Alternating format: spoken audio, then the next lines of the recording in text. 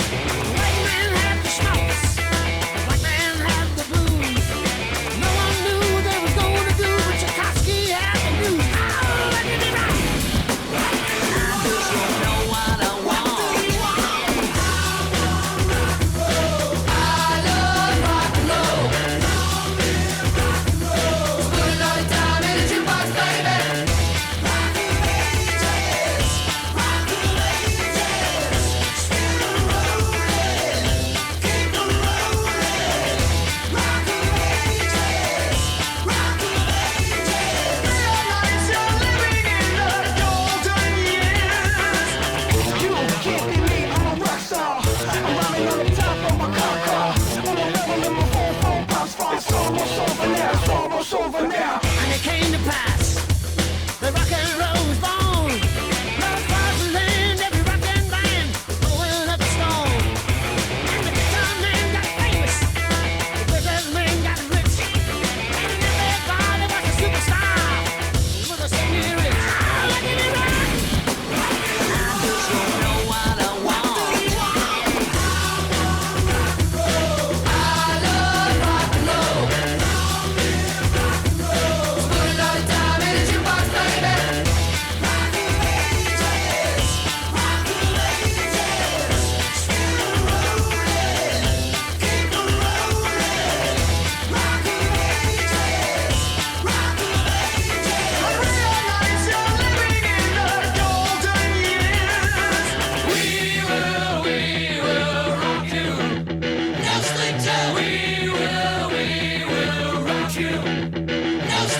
Riders on the storm.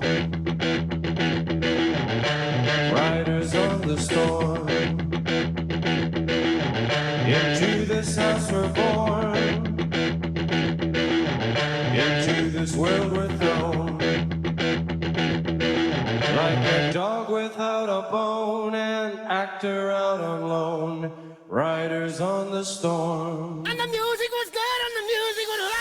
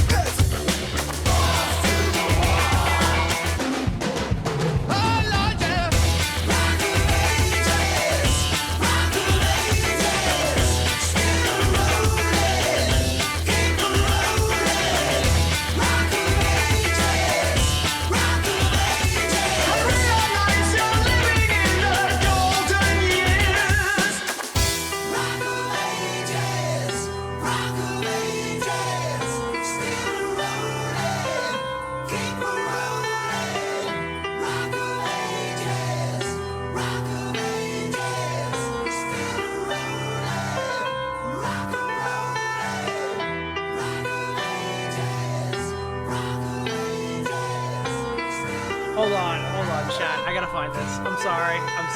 Please delay the intro to the stream. I wasn't gonna talk about Israel and Palestine, but the memes are flying, dude. Holy shit. Bro, I haven't streamed since the Israeli fucking war, dude. Hold on, wait. Alright. Give me a second, gamers. I need to get this clip of Xander Hall. You guys are literally gonna fucking blow your brains out when you see it. Oh, God. So this Xanderhal clip has like everything in it. By the way, is my mic like working? I hope so. Will you condemn Hamas? I have to wait for more information. Once Hamas and the IDF can confirm if I can like condemn Hamas, then we can do it. Okay. Holy shit, boys! Is this not the worst clip of Xanderhal I think ever? Like ever? Okay. So Xanderhal is like trying to talk about the Israeli-Palestine conflict. I'm taking the thing off the screen. If you didn't read it already, it's better. You're all the better for it. So in this clip, you watch him give like an estimated death toll for what this area is going to look like, and he just blurts out 10 million. Okay, and I guess mid fucking sentence he realized, wait, there's only 20 million people in the area. All right. I think at the time I was looking at this, there was an estimated death toll of like 4,000 or something.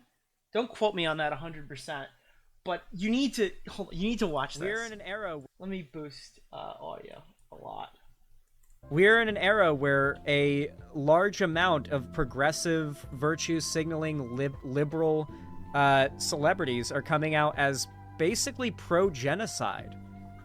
It's very possible that in the coming months, the death toll in Gaza is going to raise into the tens of millions. The tens of millions, not even 10 million. Not even 10 million. Wait. Well, there's only a bit over, like, close to 20 million people in Gaza, but it's going to get up above 10 million. Dude, the tens of millions, they got all of them. They're all dead. Holy shit. Wait, I'm sorry, I gotta play one more time. It's very possible that in the coming months, the death toll in Gaza is going to raise into the tens of millions. Well, there's only a bit over, like, close to 20 million people in Gaza, but it's going to get up above 10 million if things keep going along this rate and Israel doesn't slow back their attacks, because they are just... Dude...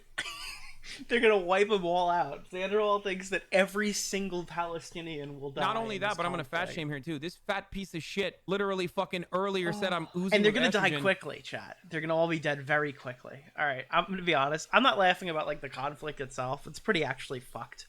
I don't know how the fuck you could be living on the Gaza Strip right now.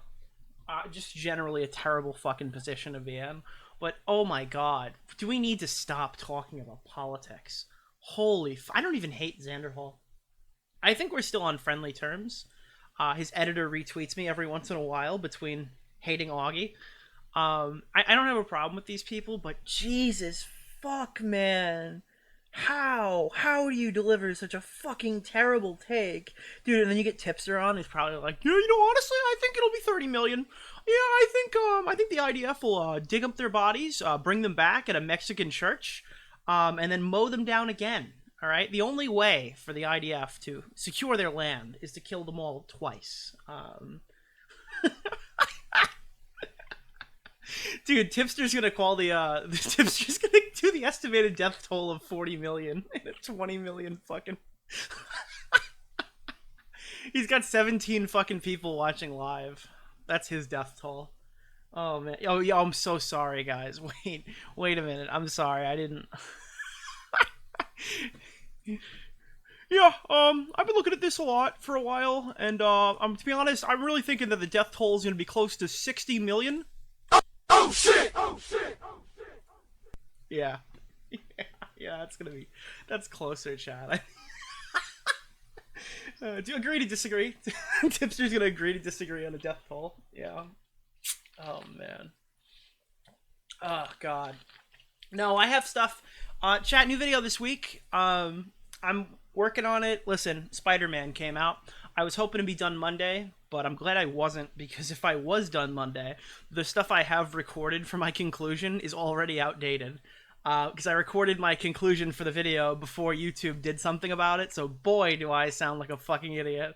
Anyways, no, there's a video here. I think the delivery is pretty solid. I think it actually came out pretty good so far, but... Okay, SS Sniperwolf is one of the longest hated content creators in the history of YouTube. And I don't mean most hated of all time, that's probably one of the Paul brothers. Yeah, there is a video. I'm not pulling up random clips of me editing memes together. This is a video. There is a video here to be had. I don't want to pull up the conclusion because it's the bad part of the video. But otherwise, yeah, there is a fucking video here.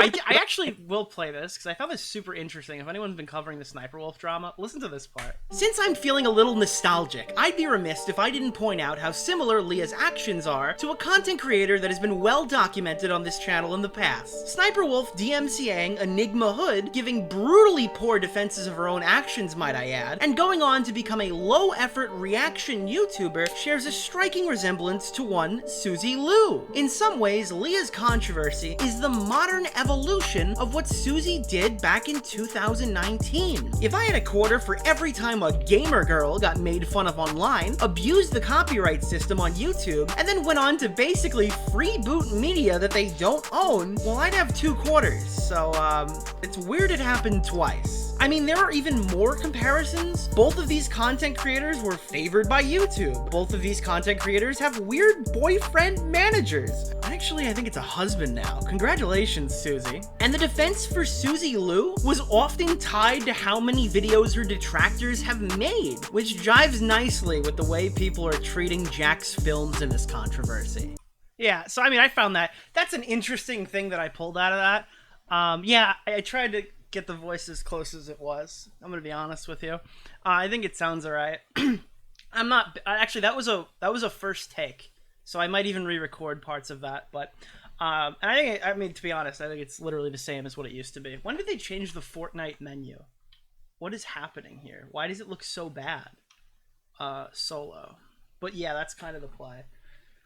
Yeah, dude, the cuck boyfriend won. Yeah, to be honest, I miss Tom's old voice. I think if you compare and contrast his new voice and old voice, I prefer his like older voice. It always sounded more of like a sarcastic, angry prick, whereas his new videos sound like a documentarian. We need new content. This drama's boring. I hope I have like a different angle.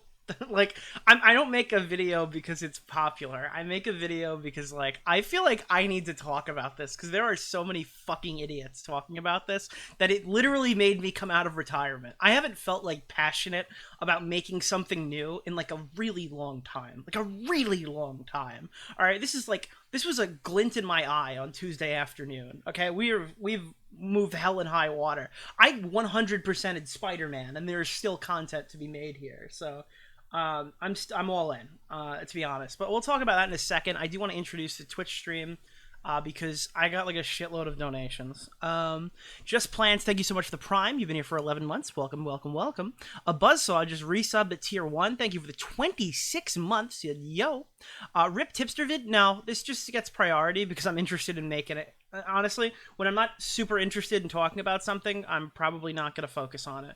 I had, like, dude, in this month, I've considered, like, pushing the Tipster video out, and I didn't like it. I've considered pushing for the Hassan video to come out, which is, it's much less canceled than people seem to think, especially with recent times. There's a chance I'll get the Hassan video done before the Tipster video, but neither of those videos are going to come until I'm, like, good. And I have like 3 small projects I'm planning on doing before that, one being Sniperwolf. And by small projects, I mean 30 to 45 minute videos, but ones that don't take a lot of brain power, because I kind of just need to like ease myself into this Hassan project. Covering Twitch streamers is what burnt me out, and I'm not going to come back and cover a Twitch streamer. And Tipster is very much the same, where he makes no content, and I have to sort through 8-hour streams and 8-hour streams and 8-hour streams to try to find something funny that nobody else has covered already. And I end up giving half of it to Twitter anyway. So, like, I'm going to just focus on this because it's, like, really easy. It's a really simple topic. A lot of fucking idiots covering it. And I just want to talk about that a little bit. And I have a few other down the tube. I'm going to just be straight up honest with this. My second project I'm planning on doing at, like, immediate, almost hoping to start this next week after I post this, is I'm gonna basically shoot a promo for the Lol Cow podcast. I'm not calling it like a promo specifically, but I have the leaked audio. I'm going to put a video around it, and I'm hoping, because my whole thing is I wanted to go on Shot from the Point and talk about the podcast because I want the podcast to exist. Okay. And I'm on, like, in the group chat watching things happen, watching accounts get created. Oh, fuck, dude. You want to see something bad? Oh, man. Do you want to see something crusty? All right, I'm gonna prove to you right now that I'm just down to leak shit.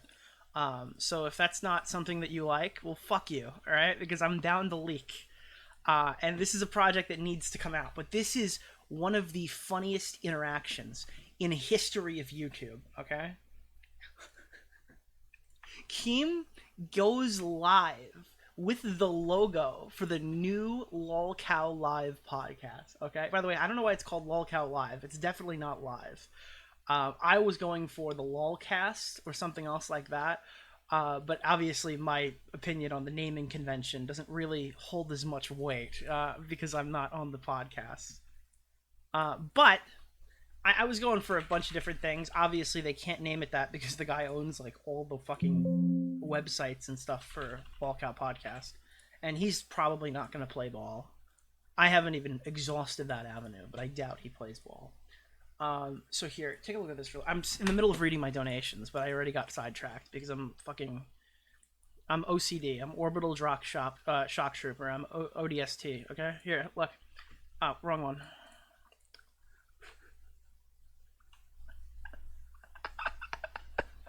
LolCow Live coming soon. Wait, that doesn't say LolCow.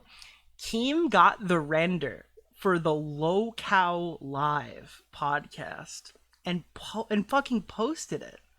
The LolCow Live podcast. And then he hit back with, hey guys, by the way, so I named it wrong. And then reposted the podcast. Dude, this is the kind of shit that I want to talk about. So I'm planning on doing a Boogie Wings thing where I kind of recycle parts of my Boogie video I never made. And then talk about like the fight a little bit, talk about the podcast, and then kind of promote it that way. Because I feel like if I do that, there's an opportunity here for people to get pretty excited about it and push for it to come out faster. So I think that'll be a good idea. Unpaid promotion for Keem. I'm sure he'll be okay with it. But yeah, I mean, I have the episode. Let me see if I can find it. Is this? What the fuck is this file? That's not it. Let me see.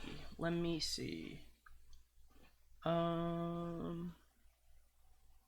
don't even know where it could be. It's in here somewhere. I'm like congested with like 70 different things. Here's the Neuro TV JF video. That's funny. The one from the Jeffrey Epstein website. I don't know. It's here. It's a picture of the three of them, right? It should be. I forgot where I put it, but I have it. Nick DeOrio end card. What is this? Oh man. Oh no, dude. Oh, I have to tell you about something that I found while I was editing for the Sniperwolf video. Oh man, I can't put it in the video because of what I found out, but... Oh, you want to see this meme? I can't put this in the video, so it's here. 6353 Juan Tabo, apartment 6. Yeah.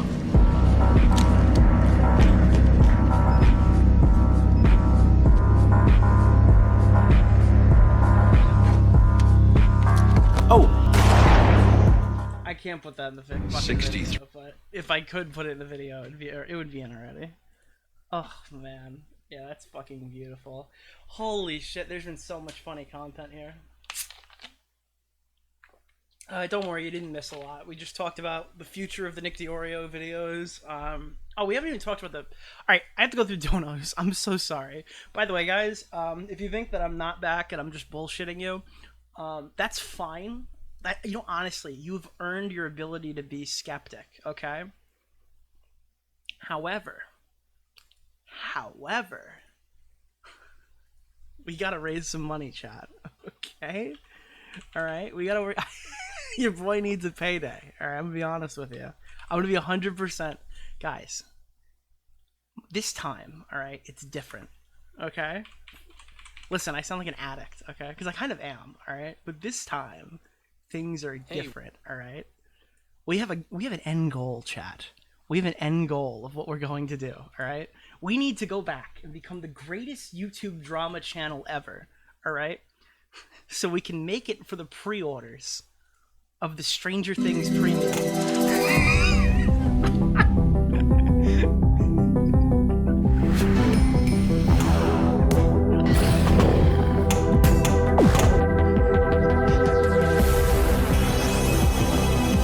So listen, chat. Listen, chat. All right, I'm in this till we make 10 grand. Okay. I can't justify that. So I'm gonna be here for a little while. All right, we're gonna be making YouTube videos. Okay. There's no way. I'm sorry. Oh, dude. All right, no, gamers, we're making content. All right. But I do have to put my pre-order down for that because it's a re-release, so that's gonna be fucking annoying. Anyways, Illusion of Glory, thank you for the Prime. I appreciate your donations. You could send it to charity, but you're sending it to Nick's Pinball Fund. Thank you, Norman Normie. Thank you for the 5 community gifteds. Provolone Cheese, 13 months. Nice to have you here. Over 2 years, Damn Zog, Odin-san, what's going on? I think that's probably how long it's been since I've uploaded. Fuck, it's not 2 years. 2022 January, right? It's gonna be 2 years in January. I'm gonna beat that easily. 8 bits from MyFlock69. Thank you so much. All right. Remember, every donation puts you even closer to me not posting content ever again. I'm kidding, all right? I'm kidding. The idea is to get pretty hyped into this. Oh, God. Nick's going to back down on his knees and start sucking out the content cash. No, because the issue is I still want to make niche shit, so I'm still doing it my way. Otherwise, I would be Bo Blacks and just make Twitter verses. But then again, based off of Bo Black's streams, yeah, I don't know how his money's doing right now. I heard that he had a very emotional talk with chat about some stuff. I'm very grateful to be in a better position than the Canadian tax laws. I don't know if you're seeing whatever the fuck happened to him, but holy shit. Are you excited about the new Fortnite season? I'm going to be honest with you, I really haven't been playing a lot of games. I've been working on my bar in my fucking basement that I've been building. Dude, I've been doing a lot of shit, but I've mostly been trying to figure out how best to come back, and that's like the play. Now, the reason why I was streaming tonight, initially I was going to go live, and we were going to have this convo that I'm mentioning in the title. We were going to be having this conversation tonight. I wonder if it was Ackman or Optim. I don't know who it was, but anyways, Keem said, "Hey guys, we're gonna do a Twitter space similar to the ones we did about Froggy Fresh and we did with the iDub situation. We're gonna get together and we're gonna do a stream talking about it. And this is probably like the yearly crossover stream that I put on fucking my YouTube channel." But yeah, that's kind of the idea here is a bunch of big content creators, ones that we've agreed with, disagreed with in the past or whatever coming in. I'm trying. I don't know if he answered me yet. I'm going to check. I want to get Chud Logic in there. All right. Oh, I think Keem said ask him. So, and people are vouching. So I want to get Chud Logic in there because I know he specifically disagrees with multiple people in this call.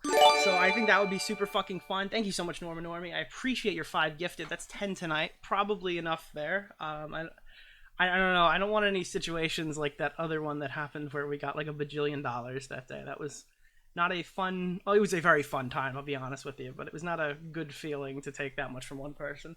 So guys, thank you so much for donos, but there are other streamers in this community that should get some of this cash, is what I'll say. You know what I mean?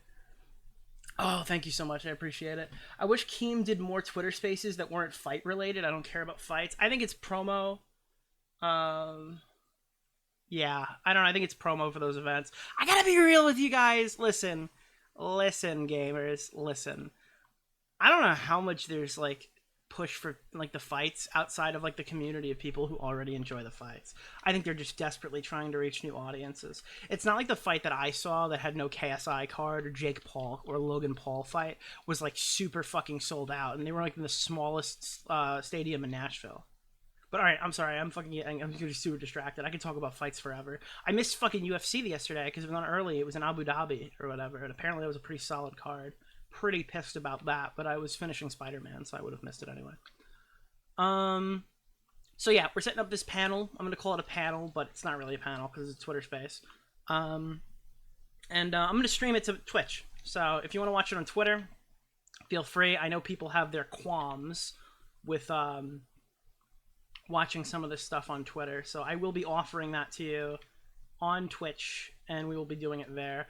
What I'll probably do is start the stream like this, similar to what we're doing right now, and then it'll switch midway through to both gameplay and showing the screen, and I'll probably mute my end and unmute periodically to talk, because you have to talk via mobile phone on these stupid panels, so it's really cringe. It makes it impossible to use camera or something like that, which I would honestly probably use for something like this. And that turret is just shitting on me. I'm dead. Yeah, so that's kind of the way we're going to go about it. I don't know who's going to be there. I got to ask Chud Logic if he's around, but he's on Euro Cuck time, so... And it might be too late notice, because I don't know how he's going to change his whole schedule around to be there at 7 p.m. Eastern Standard. But that is when it's going to be, 7 p.m. Eastern Standard. Let me get my chat open. I don't have my chat client open right now. Do you still play COD Zombies? Yeah, but there hasn't been, like, any COD Zombies to play. You know what I mean? Like, Cold War was fun. I haven't had any, real itch to play anything since Cold War. Vanguard was terrible. There's no zombies in the current game. And if I am going to play its customs, I don't really like streaming PC content. What day? Tomorrow. We'll be streaming tomorrow with Ackman, Optimus, potentially Chud Logic, Keemstar, and I think Chris the Narc is invited. So, that's... I obviously am not putting Chris in the title, but I am happy if he's there. Colton War, yes. Explain what happened to Bo Blacks. I didn't hear. Is that really lyrics? I don't know. I heard. So I don't want to talk about this on stream, dude. When fucking lyrics is like, I don't want to talk about my sex life on stream. I get that, and this feels just as dirty. Okay, I'm pretty sure Bo Blacks went on stream and talked about how he got fucked on his taxes, and he ended up like, I guess the Canadian government was giving him taxes on what he made the previous year or something like that. And, like, he ended up giving his entire revenue that he made from YouTube to his fucking taxes, and he can't get it fixed until, like, mid-next year. I think that's the gist of what I got. He, like, told his chat this, and I feel so bad for him. But apparently he, like, I don't know if he gave real numbers or whatever, but he, like, gave way more in taxes than to fucking, like, anyone would ever give to taxes in, like, his current bracket. And it was a total fuck up. And I don't know if he got, like, a shitty person in the bank telling him what to do, like his accountant sucked or something like that, or if he filed the paperwork wrong. I don't fucking know, dude. Bo Blacks has some money fucking issues, and none of it is having not enough money. It's always like, I'm gonna donate this much to this guy's crypto scam fund by accident, oopsies, or like, I'm gonna accidentally send my entire year worth of revenue to the to Canadian Tax Authority or whatever. Holy fuck, do I feel bad for that guy. But, well, you know what? Listen, sometimes our lives are humbled by being poor, and Bo Blacks won't be poor forever. So we will find out about how much this has made him grow in about a year's time. We'll be laughing about it. But anyways, give Bo Black... Honestly, listen, back to the Norma Normie, Bo Blacks needs those super chats. Dude, my pinball machine can wait. Okay, he needs that shit now. Dude, the Tesla will pay off. Yeah, dude, the pussy mobile will be a fucking dude. Bitches are super soakers in those Tesla model somethings, dude. Oh man, dude, the pussy wagon. Bo Blacks needs his own pinball fund. Yeah, dude, the pinball money stream. I was calling it that because some of the streamers I watch in the home arcade community stand aside, guys. All right, listen, we're talking about the real Chad gamers, okay? The fucking home arcade community. This is what I watch now. When people ask me what I think about the drama, I'm watching Michael V, the Game Genie, talk about his most recent Godzilla pinball acquisition. All right, that's what I'm doing. Can you postpone the panel so Chud can participate? Because he'd be a good I don't have the ability to do that. I'll be honest with you. Me getting him in, I mean, I'm not like the draw for this, but I was asked to do it. So I don't know if I can leverage, hey guys, can we push this back another day? Not that I really want to push it back another day, because, I mean, this is good for my video. I'll be real with it. I was immediately like, yeah, let's do it, as soon as somebody told me, because now I have everybody. Hopefully we get something good. We need a good clippable moment, you know? Yeah. If Bo Blacks is around, I have him call in or whatever. We can chat, but I don't want to talk about his fucking finances on I hope I answered your question, Lyrics, because I'm a total asshole. But that was his... Bo Blacks is not poor by choice. He's poor because of the Canadian government. And he will be poor until he gets his fucking dude. He's going to have this is all right. Honestly, dude, all the big like upsets have their moment. Okay, so we might be looking at this as like, oh, dude, Bo Blacks is so fucked on his taxes. That sucks, man.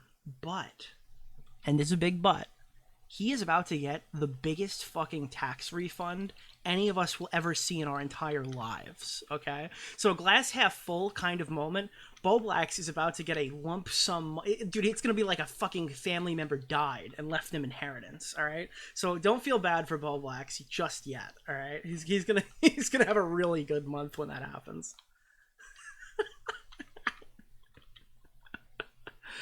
Oh, God. The fuck? I hate not getting notified to your streams. Hey, listen, I'm going to consider my options. I do like Twitch, okay? We have basically the same number of people every single time I go live, no matter who I'm up against or what's happening in the community. I like Twitch. I might consider doing Nick DeOrio 2 while I'm not, like, posting a shitload of VODs to it, but I don't know if I want to do that. And then I run the risk of getting reused content on that channel, even though it is edited versions of my current content. So I don't know if I want to do that. God. All right, listen, chat. I'm kind of considering Kick. But no, hold on. I still am holding on to my position of I'm not doing these fucking alt-tech platforms unless I get paid. Because only people who actually want to go to these alt-tech sites are paid to be there. That's 100% the thing. So if in the next year or so I can get some sort of contract from any of these companies, and I stream enough or whatever, I make enough content that I could actually command some sort of respect in that balance, I would consider going to these other platforms. Kick is still not good enough. Kick is not in a place that I would be like going, oh, okay, I'll jump over. And I don't know what it is. I just like streaming on Twitch. Okay, I'm just bad. Can you stop it? Oh my god, fuck you. Holy shit, dude, I haven't played in a week and my shot is terrible now. What in the fuck? Oh, Witch's Broom. I haven't used this in a year. Oh, it's red this year. Cool. That's coral, bro. So I don't know what I'm gonna do. Bo Blacks needs to send a letter to his Canadian mother. I wasn't here if you answered this already, but are you streaming the call on here or YouTube? That's a good question. I would consider streaming something like this to YouTube. What do you, I don't know why I'm asking, because I know what the answer is going to be. But where would you rather this stream, like this happen? What would you rather me do? Because I can just turn the stream on and get this number of viewership, more than this number of viewership on YouTube on my fucking dead second channel. So it's not really a concern for me. I could do it on either. Where do you guys want it? YouTube? It's not like anybody else is streaming this on YouTube, and it's probably going to be like commanding viewership, so I could do that. Not doing it on Kick. I don't think I can duo stream. It's one or the other, because I'm under contract with my partner status. You know, it's actually like 2 years since I've been partnered or something, or a year. Is it 2 or a year? 22 months. It has to be 2 years. That's crazy.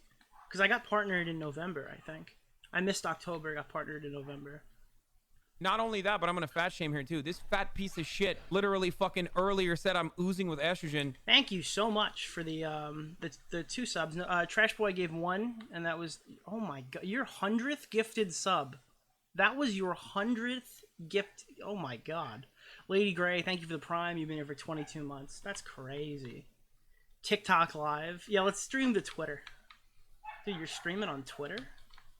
What is this? Reduce the cooldown for the broom. That's pretty sick.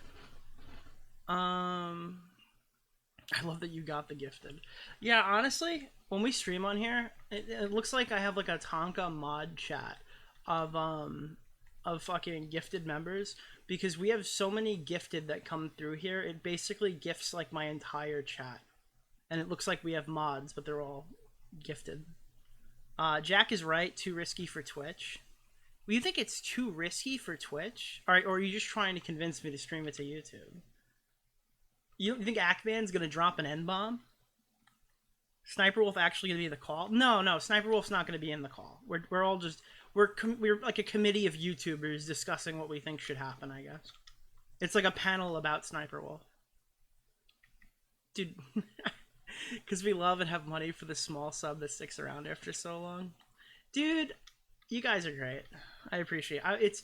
It's funny because I've been on Twitch for a while. One of the nicest parts about being on Twitch is like the audience that came here is like extremely like a dedicated audience. So I always see the same names every time I go live and shit like that. And when you go live on YouTube, at least when I used to stream there, notifications were much worse. For the most part, the Twitch notification goes out within 15 minutes of me starting to stream. Within like 15 minutes, you're usually notified, and if I play music long enough, you guys are here. On YouTube, I feel like it was always worse, and now like when I come to Twitch, it's like the same people, so it feels like a little community, I guess. I mean, I took a viewership hit to come here, and I do not at all whatsoever regret it. What we thought you would be. You're an idiot, Colton. You are so stupid. Wait, wouldn't I say it would say like with like debate with Sniperwolf? It wouldn't be like Sniperwolf fucking panel. Stupid. But yeah. I've been on your YouTube, but I'm in here too. Well, yeah, it's not just I create a new audience on Twitch, but it's like if anyone actually came all the way to Twitch to watch these streams, it's like a significantly more dedicated viewer, I would say. Thank you for the bits. So let me see. What do I want to talk about? Because, I mean, realistically, let's just kind of go over all the stuff, like reiterate everything we were saying. So Sniperwolf video, I was hoping to have it out for Monday, but then YouTube actually did something unprecedented and responded. And their response to the situation wasn't just nothing, it was actually worse than nothing. So I have to rewrite my conclusion because I gotta be honest with you, chat. I didn't think they were gonna do anything, and I'm still disappointed. And that's probably word for word what I'm going to say. That just came off the dome. But yeah, I didn't expect much, and I'm actually still extremely disappointed in what happened. And I want to talk about the impacts of that. I want to talk about a little bit about how she's now, like, her public apology, despite her previous comments that look like they've been written by an entirely different person at this point. I want to talk about how she's now trying to evade this demonetization temporary suspension thing by posting old videos to another channel so she doesn't lose money. All right, listen, guys, this is like actually fucking hilarious to me because YouTube thought the audience of people who were really mad about this, like really upset, their jimmies were severely rustled by what happened, right? They thought that slapping her in the income would be exactly what everyone wanted to see. Like, listen, all right, let's just fuck her money up for a week and they'll get off our ass. So what they did is they gave her a shekel timeout. They gave the millionaire a shekel timeout on one YouTube channel. One of them. And they thought, fuck me, that's amazing. That's such a good idea. Wow.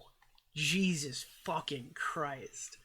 Like, can you, oh, dude, you know what this is? Is anybody here a hockey fan? This is like when somebody gets decked into the boards and it looks like their neck breaks. And then the fucking department chair of player safety comes out and says, that guy who's making $2.5 million this year was fined $2,000, which is like the maximum fine offered by the Players Association. So you're like, oh, okay, we're just not punishing him then, right? This is like, oh no, our company dropped a shitload of oil into the ocean and killed tons of animals and destroyed the ecosystem. We're going to donate $1 million to your nearest charity. This company makes like a fucking $1 trillion in a year. It's literally just, it's a rich person tax. This is like Sniperwolf losing $1 in the grand scheme of things. And then they expected us to turn around and be like, wow, you know, YouTube does care about its creators, you know? My whole argument in the video, again, not to spoil everything, but I have to rewrite this, so I don't know if it'll survive, is that, like, YouTube needs to establish that there is a set of rules to follow, right? There is a set of rules to follow for every single type of creator. Because YouTube doesn't follow their own policies. Some of their policies are good. Some of them make sense. Some of them, in practice, are pretty solid. I think we found that recently with the EDP debate on Augie's live stream. The debate that went so poorly for Augie, he actually quit the internet. And if you want to dispute that, Augie, I feel you should speak, you know? But apparently, if you haven't seen it, it's on Hooked. Actually, I think the podcast got canceled because of how bad I blew Augie out of his own show. And if he wants to dispute that at any point, he can come forward. There are like the situation with getting people to have proper legal and legal support when they're doing these sting operations absolutely adds a certain level of legitimacy to this predator poacher type content, and it should be the bare minimum for what you have to do. That is a good policy that was implemented. Because theoretically, it shouldn't hurt your ability to do these sting operations. It should probably lead to either more admissible evidence being created, or people going out and doing this in a way that would potentially get it on police radar rather than just in their pocket. So I do think that's like a solid fucking thing. But unfortunately, that hasn't been...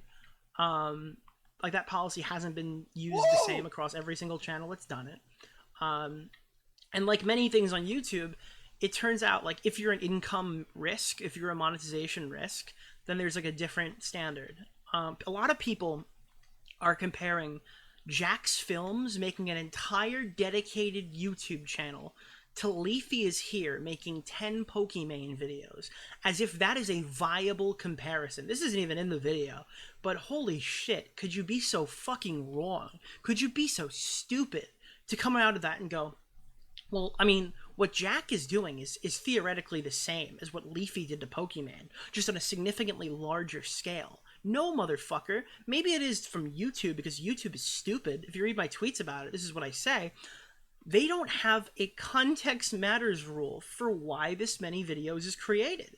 YouTube says Jack made 300 videos. Now, if the rules were the same, Jack probably would be banned, right? If the rules were the same and handed out to everybody. So there is a king-making system here, and it's being applied both ways, just not in a way that's favorable to us. My point being is, though, if YouTube was the same across the board, Jack would be banned. 300 videos, 300 videos. You can't make that many, right? I'm using 300 as an estimate, but I'm sure he posted fucking 20 this month or something like that, right?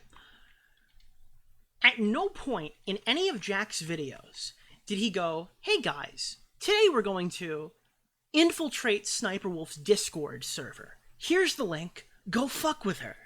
That's never happened before. What Leafy was doing, despite the fact that most of his videos were like stocks and bonds and shit and talking about making money or whatever with Pokimane's name in the title, you forget that he raided her fucking Discord server from his YouTube channel.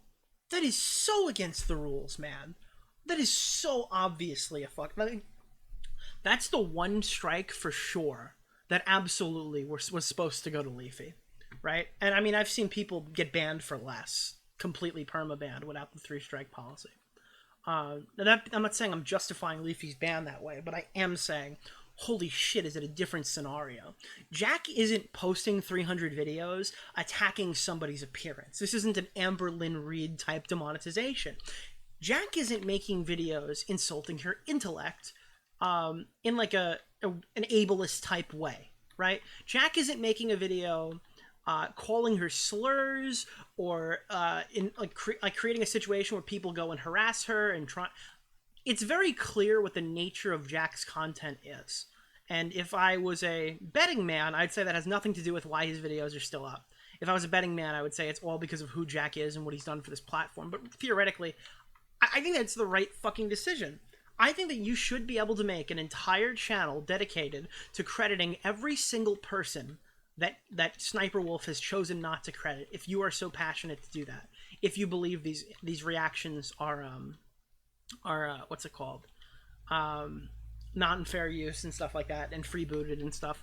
I believe you should be able to do that because there's nothing inherently harassing about that type of content. You understand? Like, there's nothing inherently harassing with going out there and making a content, like, and making videos and stuff like that, pointing out, oh, okay, so this creator, that creator, I'm gonna play bingo while she. It's toxic in terms of sheer numbers, but not toxic in terms of content. There's nothing happening that is below board, I would say. Which, I mean, my own content is probably more toxic than the average Drax Film Sniperwolf video. And I think if I made that many videos on any content creator, it would absolutely be like an issue, 100%. I just don't see that with Jack's content. Yeah. It literally was a content criticism. A lot of us turn around and say like our vitriolic comments are just content critiques and you're a fucking loser if you get offended by it. And sometimes that's just not true. And nobody wants to like admit that. But sometimes when we say like super mean fucking things, it's because we're just being super fucking mean, and there's like nothing else to it. You know what I mean? You know what I mean? But yeah, it's like the point. It's retarded, and like, yeah, it's kind of cringe watching how all this has happened. I'd say. Did Augie get hit by a car? Yeah. I think Jack was one of the kindest criticizers Sniperwolf had in comparison to the rest of the internet. Well, I mean, there's that one guy with the automatones who is just like retarded. I mean, that guy's done like a lot of good tweets about this. I don't want to just call him a retard and end of the day, but like, I don't know, dude. His coverage on that second Sniperwolf like Omegle allegation thing was so fucking stupid. It's probably, if she does respond in any sort of video, probably the top thing she's going to use for to get her out of the situation. I think that a lot of the people who handled the quote-unquote grooming allegations, which I'm not using that fucking term, but like the allegations of like, I don't know how to, what is a solid way to explain this? Because it's not like she's like sexually attracted to any of these fucking kids, but it could potentially be child exploitative material. I don't know. I'll just say that.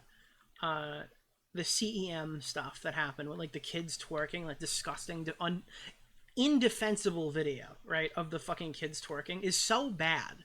It is so fucking bad that like people weren't satisfied with how bad it was, and they went to go find other content of her reacting to like a bot or like a fake webcam, and said that she was really like trying to groom a 16-year-old and taking her shot. Like, it's just holy fuck. Like, why can't we just focus on something and not be super ADHD into shit that realistically doesn't matter? Oh god, it was gross. But yeah, so the two issues with the CEM material shit is that for the first one with like the kids like the twerking video, I'll just call it, most of the people who covered it didn't blur the children's faces. So not only were they recorded without their knowledge to fucking 2.5 million people, okay? We're just going to add another 200K on there because you needed your daily click. Now, this isn't like a celebrity. This isn't a content creator everyone knows. These people haven't been identified. No one knows who they are.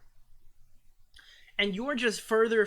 oh, but you've censored most of the twerking, okay? Most of the twerking. Good one, buddy. I mean, the least you can do is blur their fucking faces. You don't have to show how young they are to get your point across. It's very obvious what's happening there. The mother walks into the room. Like, realistically, what else did you need to show? You know what I mean? So at least YouTubers like I'm Alex had the foresight to blur the children's faces. Fuck me, man. Are these... And it's all the usual suspects of people who don't give a fuck about their own content and just post the laziest shit in the world. So, whatever, man. That's kind of annoying. There was one guy on Twitter, I saw him, like, having a fucking panic attack or whatever, because he got banned. Sure, yeah, it's possible that Sniperwolf hit you. I guess that's possible that she had, like, a contact to YouTube and got just your Twitter taken down. Or you tweeted, hey, lol, this is just fucking child exploitative material here, and then you did a poor job at censoring it, and then Twitter went, fuck yeah, dude, hell yeah, that's child exploitative material, and banned your ass. Now, it could be one, or it could be the other. I'm going to probably think it's the other, though. Because I genuinely think the average person is too fucking stupid to engage with these kinds of stories. Yeah, that was a retarded fucking... That was... Dude, you know, I think Sniperwolf's out to get me, guys. Or you're a fucking idiot. Could be either one, you know? Yeah. But, like, I don't know, that situation was cringe. And the other one, where people were just straight up denying reality, like, implying that Sniperwolf saw, like, a fucking 16-year-old and was like, take him out, dude. And I think half of this, and I was kind of charitable with the people who didn't know initially, is because people just didn't use Omegle fucking 10 years ago because they weren't old enough or they don't remember it and all that stuff. Because, again, I don't think unless you're like 26 years old that you really remember Omegle 10 years ago. Unless you watched a lot of content back then of content creators who were making it, in which case, where the fuck were your parents? Why were you watching that stuff when you were a kid? Yeah, I mean, I don't think it was super popular for people realistically. I think I'm like the cutoff of people who knew what Omegle is, and actually like browsed the site back in the day, right?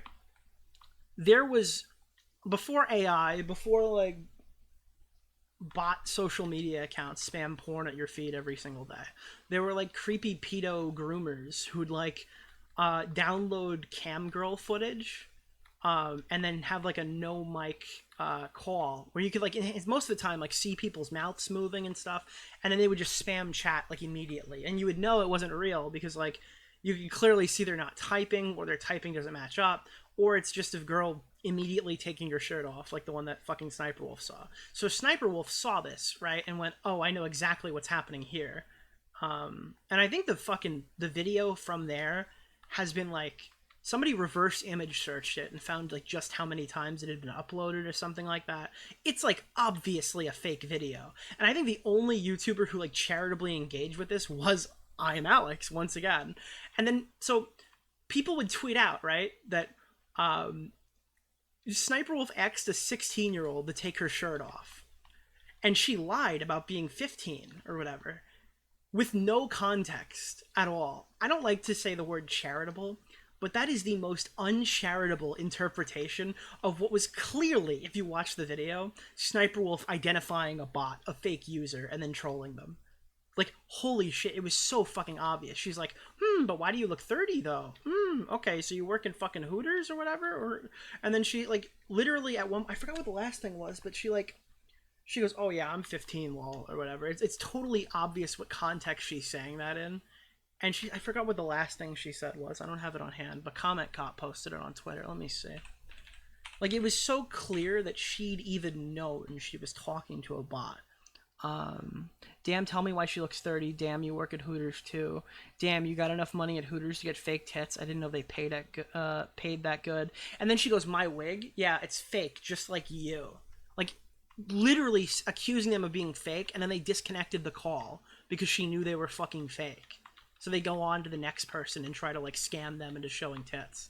That's literally all this was. So people were tweeting like, Sniperwolf grooms a child or something like that. That wasn't what the automaton guy wrote, but I saw tweets like that too. And it's like clearly evidence that Sniperwolf is a pedophile or something like that. And I'm like, come on. Like, I understand that we hate her, but like, can't you just source the video from like 2 days ago where she had like kids twerking? Can't we just like pretend that's what you're talking about here? Because at least you could make a better argument than the one you're making now if you just like use that video instead. But we're just completely throwing logic out here because we hate somebody, and it's gross. It's so disgusting. It was about how her chest was as fake as her hair. But here's the thing, right? When you point out, hey, you're spreading around fake fucking evidence and literally just lying if you're not acknowledging that it's fake evidence, right?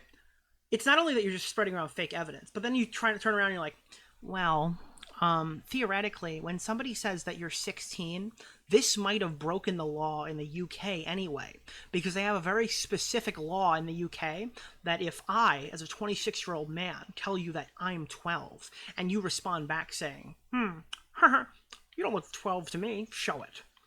Well, technically, you're still breaking the law, sir. I don't know if California has a law similar to what they have in the United Kingdom, but if it does, Sniperwolf might go to jail. Kill your in Minecraft. Like, holy shit, dude, is that fucking gay? It's like, hey, I totally fucked this whole story up and I'm totally wrong, but like, here's some niche law in a country that doesn't apply, and we're gonna just throw that one out there and pretend it's I don't know if this will work, like implying that it might actually be the case and fucking whatever. That was cringe. And then people who are turning around being like, but you know, it would be more responsible of Sniperwolf to not post this content on YouTube, as if that's an argument anyone's fucking making. Yeah, she's an idiot for posting this. That is not a disputed comment here. That it's weird that she was posting this sexual content that she'd gotten off of Omegle. We literally just watched a video of like her talking to a dude with a fucking boner popping through his fucking shorts, uploaded to YouTube. If that kid's underage, that shit might actually be, I don't know. I don't know what that's classified as. I'm not going to quote a law for you, but like, yeah, that might be bad too. The kid's fucking twerking, that is abysmal. It's terrible. It's horrible that she posted that. And I think those are significantly bigger examples. But like, it's evident that a lot of her content was like posting these random recorded sexual encounters on fucking Omegle. She was asking for this kind of controversy. 100% It reminds me of Pro Jared, right? She was absolutely asking for it. That's not disputed by anyone. But like when you find out it's fake, you kind of got to acknowledge that, right?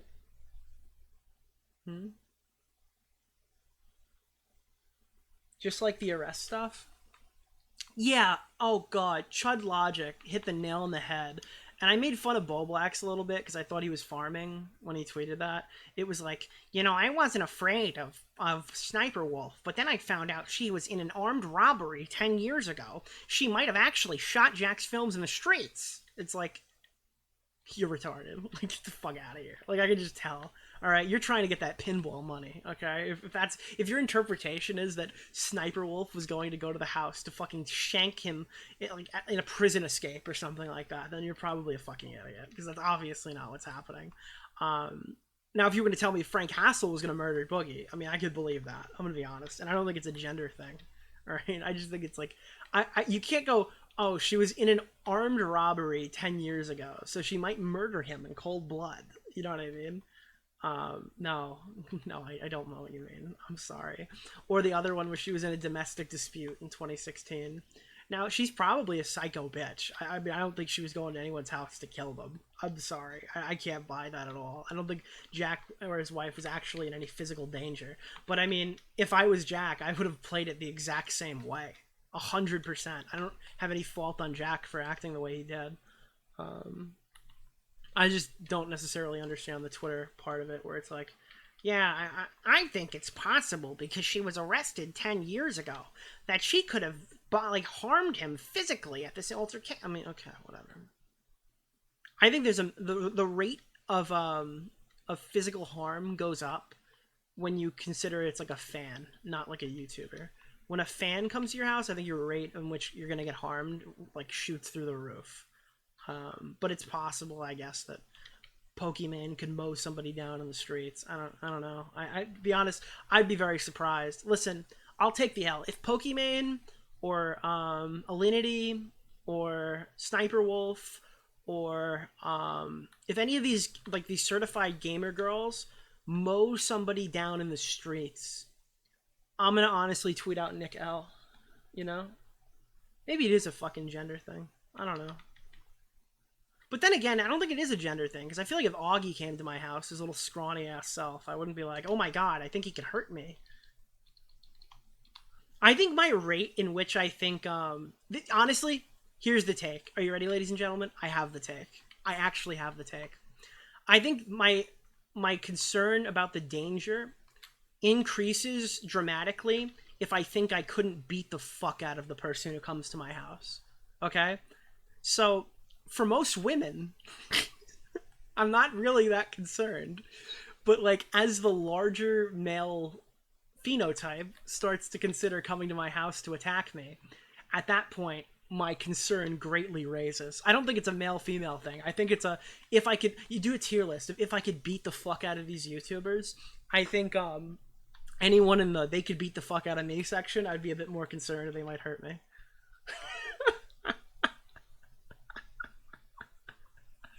That's my position on it. So yeah, we've honestly worked through it. I think we got it now. Pescator, I wasn't concerned that he'd attack me and harm me. I was concerned that he'd hire somebody to kill me. I would be going down the road, you wouldn't hear anything, and then it would be and a blow dart would hit the back of my neck and I would drop and die immediately. It would be no, it wouldn't be an instant kill. He would dude, Pescator has Chiquita banana money. So I was always concerned that an assassin would come up with a blow dart, shoot me in the neck, and it'll be like that scene from Family Guy where it's all right, listen, you have a weird African disease. Nobody even knows what it's called yet. There's no fucking possible way you can cure it or something like that. And that would be that's how I'd go out. I'd be concerned too that he'd blow you. Well, I mean, To be honest, if you're not a pedophile in this community, you're probably gay.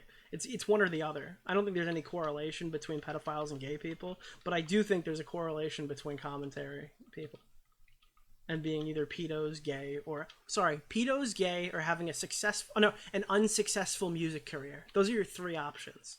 Gay, actually not even gay, LGBTQ, pedophile, or you have a bad music career. Luckily, boys, we did drop a mixtape, so we're safe on all of those fronts. All right, we did drop a mixtape, chat, and we have multiple songs uploaded to YouTube. We are good. But yeah, pick a side: music career or pedophilia. Pick a side: KSI's albums or being a pedophile. What would you rather do? There's no air here. Oh wow, there was no air current. I just died. Holy shit. You didn't drop your FaZe Banks diss track yet? Yeah, I'm sorry about that one, gamers. Oh, I actually think I still have that somewhere. How many times have I died from fall damage? Let me catch up with chat. I've been kind of just monologuing. I haven't really been reading it too much. I feel like the bigger issue at hand is which would be willing to white knight for Sniperwolf to a degree that they go out of their way to seek out Jack and do something themselves. Well, so that's the concern. Gamma, you're 100% right. You are 100% right. Because all the people who turn around and say, well, Jack's fucking address was on the internet. Even if it was, the reason why you do this isn't because, oh, I've doxed Jack, now everyone knows his address. I think, yeah, a few people probably looked it up and now have it, right? And I'm sure they could have found it on, like, one of those white page type sites. The problem is when you show up at someone's house, that is immediately incitement for others to do the same. You understand what I'm saying? Like, once she does that, and does like the pull up or shut up 50 Cent style fucking show up at the house, you're now inciting any potential reaction that could come from crazy people that are in your audience. Yeah, that is a step too far. That is at the point where, like, I always agree that you're not responsible for your audience until you do something that inherently makes you responsible for your audience. And that was the shark jumping moment. Once Sniperwolf showed up at Jack's house, you can dispute the ethics of whether it was doxing or not. I mean, I don't think it matters. I think anyone in my audience is going to look at that and go, yeah, you doxed her. I'm sure we can mince words on definitions if it's really his fucking business address, but I don't care. Once you go and you film his front door, anything that happens after that, that's on you. And that's on your conscience, that's on your career, that's on everything moving forward. That's on you. You did that to that person. And that's where she needs to be held accountable for it. So yeah, as people go, oh, she doxed him. Yeah, she doxed him. She also incited any potential violence that could occur in the future. And it could take days, it could take months. It could never happen at all. You don't know that. You're inserting a variable that you don't even understand into a conflict that could just change by you crediting people or doing a bit better reaction content. You don't really even have to give too much. And you've now done something that could actually damage someone's live family house. Yeah, it's fucked, dude. I don't want to get on my high horse and talk about it like, oh, well, back in my day. But, like, I mean, we've seen this story. Every aspect of the story has been repeated. Somebody's done every single thing here, sometimes multiple, from what happened. So, I mean, we've already done this, but yeah, all because of Twitter drama and YouTube drama. Listen, man, I know Chud doesn't like it when we categorize Jack's actions of, well, she just wanted him to react more or something like that. And I understand why he's mad at that, even though it is obviously like bait for meme tweets, but I think he called me out in his video or whatever. But realistically, it's not far off from what I think. I don't think what Jack did should be labeled harassment. I think YouTube has a policy problem. I guess, even though they haven't taken action on Jack. So, I mean, I don't know. It sounds like YouTube is a policy program because it does sound like he's breaking TOS, and it shouldn't be breaking TOS to do that. And he is a next level hater, as Chud calls it. But I don't think there's anything inherently wrong with that. And obviously, Chud realizes that there's no... he said, like, oh, I'm going to have to defend the Sniperwolf person until he saw what Sniperwolf did. And there's no justification for that. And he came to the same conclusion. So it's like... I think what Jack did should be allowed, and I think what Sniperwolf did shouldn't be allowed. And that's how I'm going to respond to it. You know? What else we got here? Gamer Chads. Swell Entertainment had a good. I met her recently. She was in Nashville for the fight. I recognized her, but I didn't remember who she was. But she was sitting like right in front of us.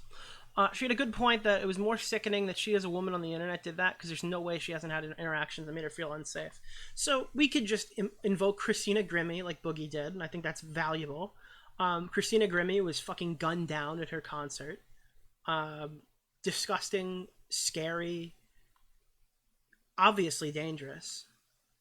What is the precedent that gunning down Christina? Jesus. It was a tragedy in every stretch of like, but it's like it doesn't happen every day, so people don't think of Christina Grimmie every single time something like this happens. You know what I mean? But that's like one. Then there's like, oh god, what was the one I was gonna say before that? Who's the fucking hot tub streamer? The fucking one who, I don't want to say it like that. The one who definitely had a domestic dispute. Totally had a domestic dispute. Who the fuck was that? No, we shouldn't joke. Amaranth, yeah, the domestic dispute we're not going to laugh about, okay? Amaranth has had like a stalker who like goes to her property and stuff like that. That's really scary. When the police turn around and say there's nothing we can do unless he does something, I mean, you don't feel safe in your own house. And that's something that you can't ever take. Like, once you take, what does Chud say?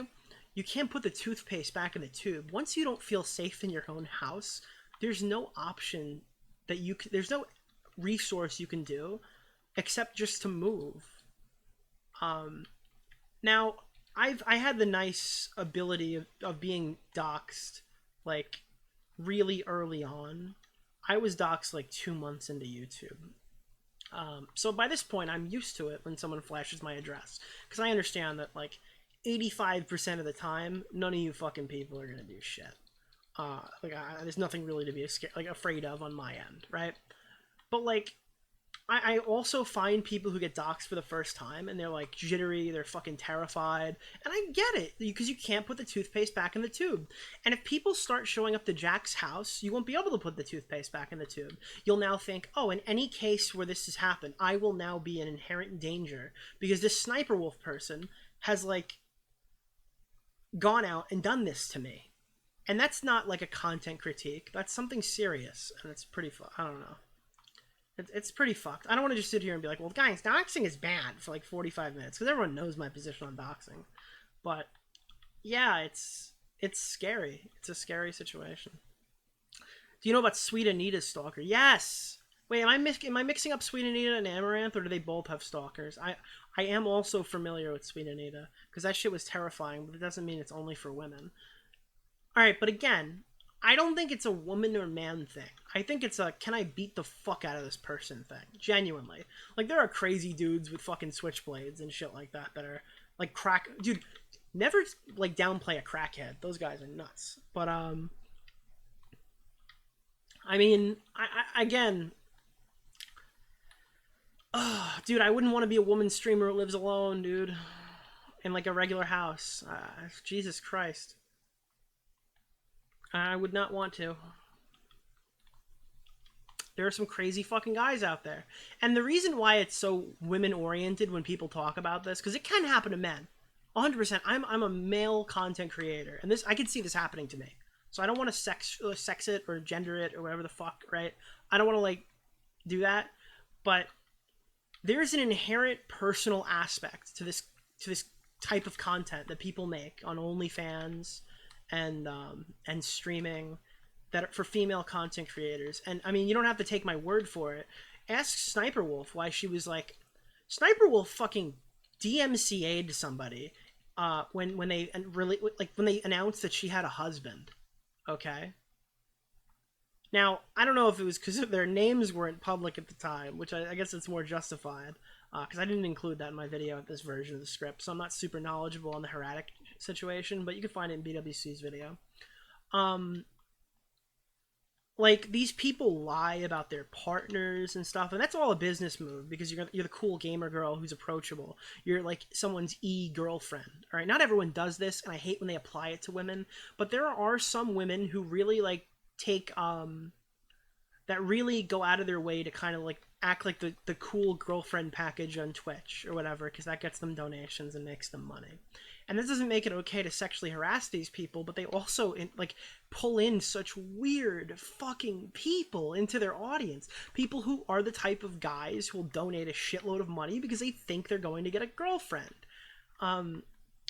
And like those are the people I'm afraid of. If you're gonna donate thousands of dollars to a parasocial relationship because you think that you might become her mod, and then from her mod you might end up sleeping with her. The only guy who sleeps with his mods is XQC. Okay? Otherwise, you're not getting in there. There's just no way, all right? Maybe you're sleeping with somebody and then they make you their mod, but nobody's like, all right, I'm thinking of my potential sexual partners here. Who moderates my chat the best? There's no girls that do that, all right? That's fucking weird if you think that you're gonna fuck somebody because you moderate their Twitch chat. But there are people who think that that happens. And if somebody's gonna mow me down in the fucking street, okay? If someone's gonna go to my fucking place of business and shoot me in the fucking head, it's the type of guy that sends tens of thousands of dollars to women on the internet because he thinks they're going to be his girlfriend. Those are the types of people I'm the most afraid of. And unfortunately, those are the type of people who make up a lot of female audiences. Even if you're not overtly sexual, even if you don't wear low-cut tops, even if you don't aim to please those type of viewers. Unfortunately, the online gaming space brings in a lot of pathetic fucking people, and they hoard these women, specifically ones who actually aren't super overtly sexual, because it's like, oh, okay, I really wanted to show some skin or something like that. It's why the first sex tape for any streamer, like Belle Delphine, is inherently I keep using that word. Like the reason for like Belle Delphine's sex tape blowing up or whatever for the first one is because it's her first sex tape. No sex tape that she releases after that is going to be as interesting, because they've already seen it. The intrigue factor is gone, right? That's how it is for some of these streamers who aren't overtly sexual. It's just like, oh, okay, wow, I wonder what's down there or whatever. And all these creepy fucking men hoarded them. So it's really, you can't win if you're like a girl gamer streamer. I mean, you can, because it does bring in a shitload of money to be of that specific demographic. But you are going to attract a large group of people who might shank you in your sleep, and that's just part of the job. It shouldn't be, but it is. I always like to use this certain analogy when I don't know if analogy is even the right word, but I like to say this every single time that we're covering these stories, because when I talk about my problems on YouTube, they don't sound normal to you guys. You know what I mean? I'm sure there's a lot of people in the chat, and I'm not knocking you if this is you. You work a fucking really annoying shifts. You have a really annoying boss. You have to drive an hour and a half to work every fucking day. You have to drive 45 minutes and back on days where there's no traffic. You have to like go. You have to handle annoying customers. Maybe some of you work in retail. I've worked in retail. I know what it's like. You know, I would never go back to it. But some people don't have an option. You know what I mean? That's their job. You know. And when I sit here and I tell you, I had a really bad day, I got 6 mean tweets today, I understand those people are not only rolling their eyes, they probably think less of me as a person. Because my job online, it's not my job, but my interactions online are so much easier than the average person's job. It's not even fucking funny. The fact that I can still do this YouTube stuff and make some decent money while also working a job where I work remote from like the same desk, just rotated 45 degrees to the right, okay, is like really lucky. And I understand that, and I don't want to sound like I do kind of want to come off humble, because I try to be on stuff like that. I understand not everybody is as well off with what they're doing in life. And like when streamers complain about, well, there are so many mean people in chat, I'm getting hate rated, and they can't even do the bare essentials of just moderating their chat or having their moderators input like blocks on certain terms and stuff like that, and they want to make it everybody else's problem. It's kind of just, I understand why people start to hate those streamers, because it's so easy. If the worst part of your day is that you got 3 mean comments, then you had a better day than 90% of the people who are funding your fucking stream.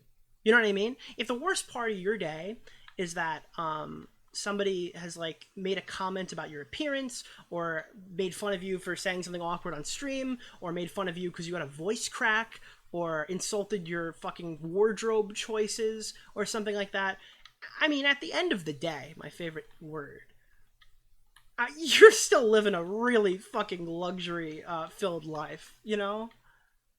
You know, like, I don't know. So, I think a lot of people disconnect and they kind of lose sight of the type of audience they have and the people who are listening, and they like say their problems as if those things really matter. Yeah, is Wavy here? I didn't see Wavy. Smaggle, is this the last known photo of Augie? Let me see. If oh my god, fuck, holy shit, it's Mango. Jesus, let me see. Oh god, yeah, I got a little distracted there. I just went on a fucking tangent about content creation. But yeah. Let me see. If you guys want to ask me some questions or something like that, just feel free to at me in chat. Usually I say that at the beginning of the stream, but we had some stuff to talk about. So, from the top, because I keep interrupting myself as I explain this. Sniperwolf video this week. It would have been done tomorrow, but I fucking had to rewrite after YouTube actually did something about it, because I wasn't going to release a video where I said YouTube's not going to do anything about it. And I want to point out about how not only did they do nothing about it and still kind of did something about it, but they kind of gave us less. Like, I actually am, I'm more angry than I was before at what they actually did. So, I'm rewriting the last third of the video and going back to the drawing board. It's pretty easy to fix. I think Staffo's giving me his thumbnail tomorrow, but if he takes 2 or 3 more days, I wouldn't be surprised. And then after that, I want to go into work on the Wallcow podcast stuff. So that's kind of where I am with content creation. Tomorrow, we're going to be doing a stream. I think it's going to be on YouTube tomorrow around 7 Eastern Standard. I'll probably go live a few minutes earlier, because I know people were requesting YouTube, and it's probably going to be a big stream, so it makes sense to do it there. With Keemstar, Actman, Optimus. I will reach out to Chud Logic, because I do have the fucking... I am allowed to invite him onto the stream now, so I did get word that is okay. And I know Chud disagrees with a lot of the stuff that Optimus has said, and I know that Chud has been critical of Actman in the past, so it might be interesting. It's all people who hate Sniperwolf. You're not going to have any pro-Sniperwolf people on there, but it might be an interesting discussion to have Chud in there, because I know he disagrees with some of these people too, so it might make it a little fun to have this big call together. Did Tommy think the community note was on him? I think he did. And I'm going to be honest with you. At first I laughed about it and said, like, how the fuck did he think that it was about it? But then I was like, honestly, the community note system is kind of jank. And I don't blame him for thinking he got noted, even though it's like, it's still obvious that it's not him. I could see somebody making that mistake, you know? I could see it. And I need to kill this guy before he wastes me. There we go. I don't know why I didn't grab this, but let me... Here. Oh, he's going to be off for 5 days? I don't know, maybe he'll make an exception. I don't know if he's got, like, family stuff. I always forget that Chud's, like, a fully grown adult. Can you explain the Ethan Ralph lore? Yeah, you got 3 hours? Are you a baseball fan? No, but I've been to a few Yankee games. I was a bigger baseball fan when I was a kid. Actman kind of sucks. Listen, if you don't like him, it's all the more reason to listen. You know what I mean? Wait, what did I just do? Did it open something? Forecast... Oh. It's just to get the fucking next circle? That sucks. I thought it was going to give me weapons. Yeah, if you don't like him, it's all the more reason to listen. You might find something interesting to hate on. That's how I operate, dude. People got mad at me when I was talking about how Hassan's Reddit fucking smeared Asmongold. You're like, you're just a hater. You were watching him to find a bad clip? Yeah, why the fuck do you think I watch these people I don't like, dude? I don't watch Asmongold to hear his fucking political takes, you know what I mean? I don't watch Asmongold to hear his fucking deep intellectual lore, alright? But when people fuck him over, I'm gonna talk about it, because it's not fair to fucking lie about somebody, even if I don't like him. You know... Alright, I kind of wanted the other shotgun. Didn't really think that through. But... Dude, here's the thing, is I don't think Jack's Films is a grade A hater, because I am a grade A hater. And I don't think Jack is as bad as me. Fair point. I'll tune in. His New Vegas video and Left 4 Dead 2 video were okay. I really liked his Halo videos back in the day. Why was Halo 3 so awesome? Why was Halo 2 so awesome? Yeah. I think he's been boneheaded sometimes, but I don't think he's a bad guy. I don't think any of these guys who don't do drama daily should ever do drama. They always fuck it up. I think there's a lot of legitimate criticisms of Ackman during his situation and stuff like that. And I think he dips his toes in too much, but he'll never take a full plunge, and he just doesn't understand how it works. And it causes him to get a little... I don't know. I don't think he always... Like, he really wanted a huge fight between all of us, and I don't think he meant to instigate it. But... I don't know, shit happened, dude. Shit definitely did transpire, amigos. Whatever into the Twitch politics video you play. Augie's... I don't know. I don't want to talk too much about Augie, but... I don't know, we still talk and stuff like that. I don't know what he's up to. Or when he's willing to, Oh, fuck, I'm getting raped. I'm raped. Oh my god, I'm dead. Fuck. Jesus. I don't know. When he wants to talk about him, I'll talk about it.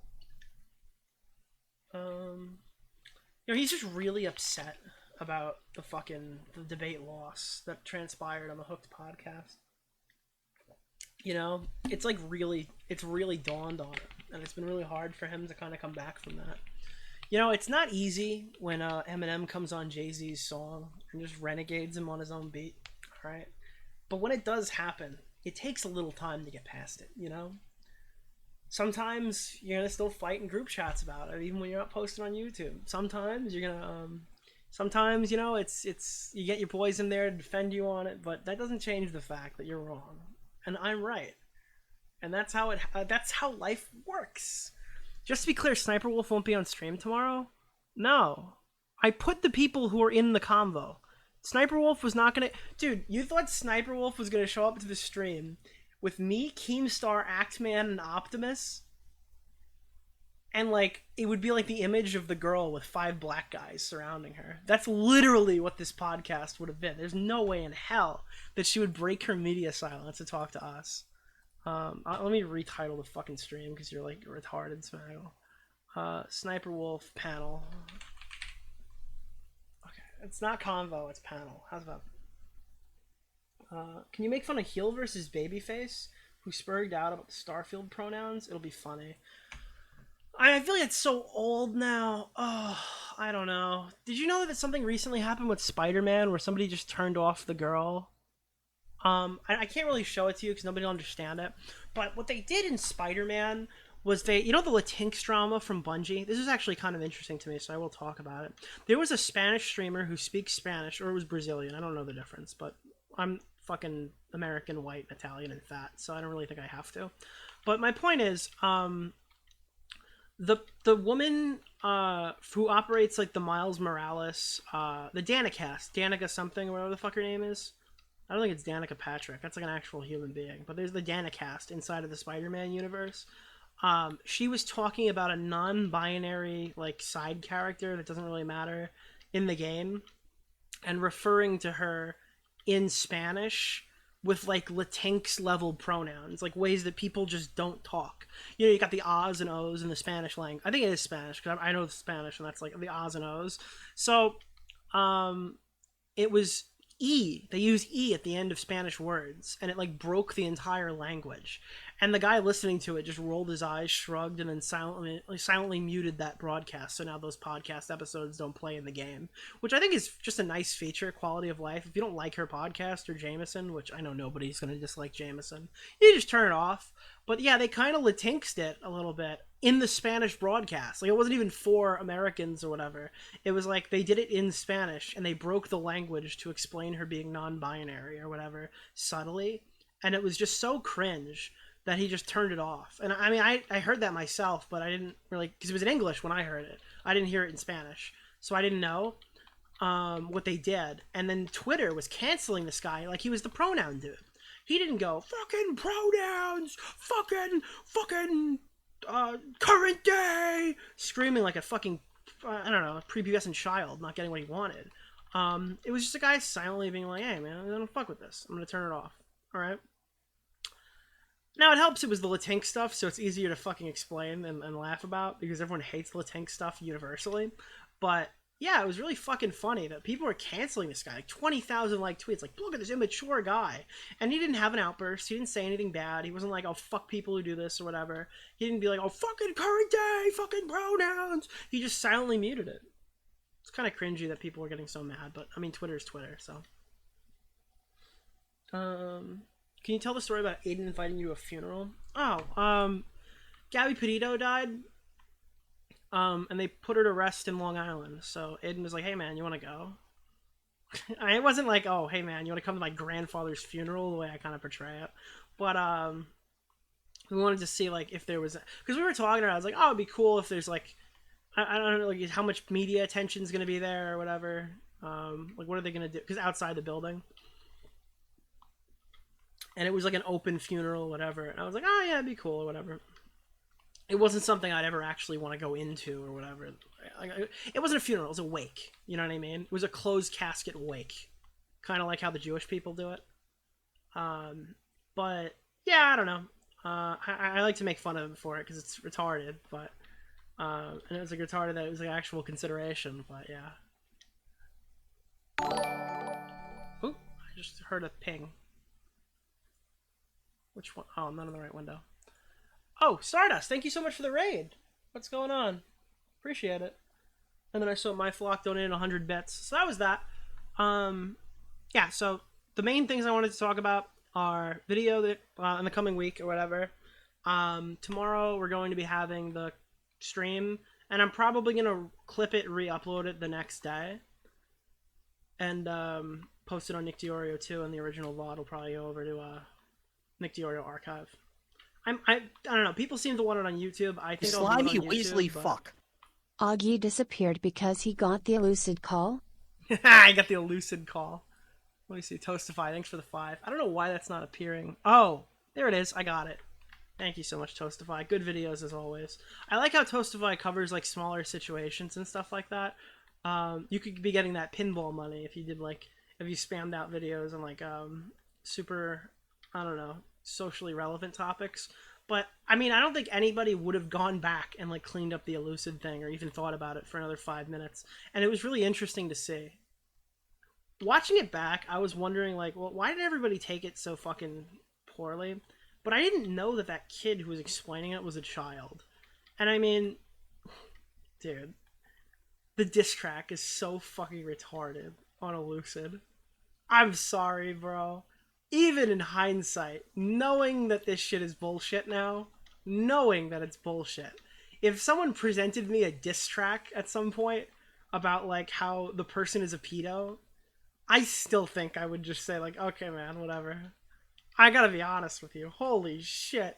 Dude, did you ever hear this diss track? Let me find this. I'll play it now because, hold on. Elucid is a pedo. Is it? What's the song? Did you put it in the video, Toastify? I think you did.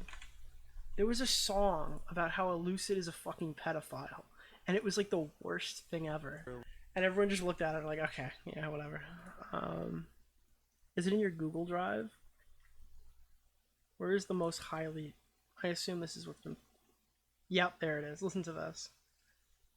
GitHub, they decided the best way to convey their message was through Even the way that Toastify explains it is just so funny. They decided the best way to convey this pedophile allegation was via relating to the situation that completely overshadowed the GitHub document. So you remember Staxy, the kid who cried to Elucid and Just Dino, one of Elucid's oldest friends. Well, after both being fucked over by Elucid and both seeing the GitHub, they decided the best way to convey their message was through collaborating on a banger diss track released on May 29th, called Nobody Has to Know. This is both one of the worst and funniest things I've ever seen on the internet, and I would be amiss to not include it in this video. I'm a lucid, I'm a pedo. Kids wearing speedos. I touched a boy in Rio. In my room, I'm eating Cheetos. I'm fucking on a kid now. A kid I call me Sid now. Attracted to Prid now. I'm so hard now. I see a minor plow down. Touching kiss on SoundCloud. I just kiss from the loud house. Okay. So, yeah. I gotta be honest, when I heard that, I just went, okay. Alright, guys. Yeah, so, Anyways, what's on the docket for tonight?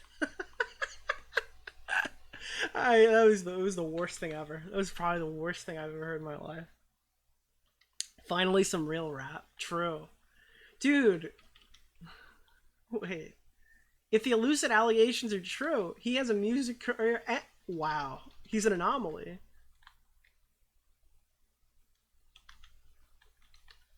Let me.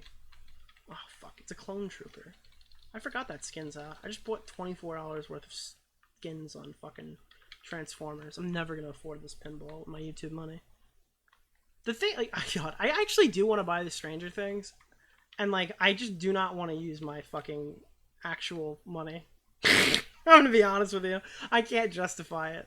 It's just so much fucking money. It's so stupid. It's like the price of a car. Why is pinball so expensive, chat? Has anybody here ever considered buying a Stern machine before? Like, holy shit. Why is a premium Stern machine $10,000?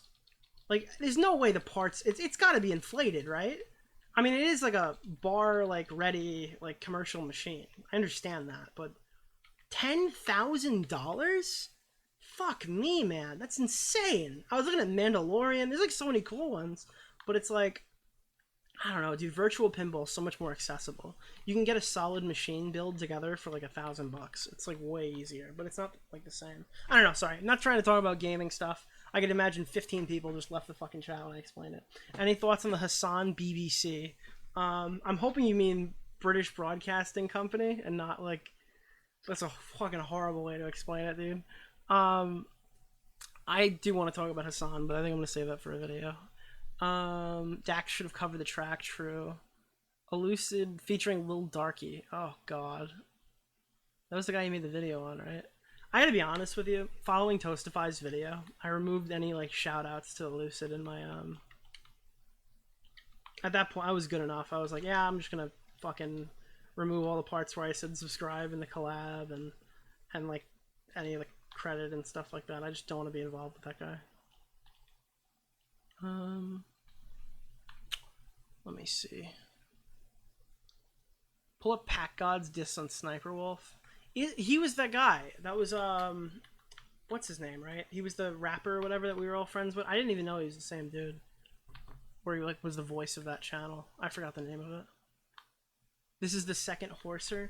Dude, Optimus releasing Horser was such a fucking banger. I wish more people knew about it. It's been so long now.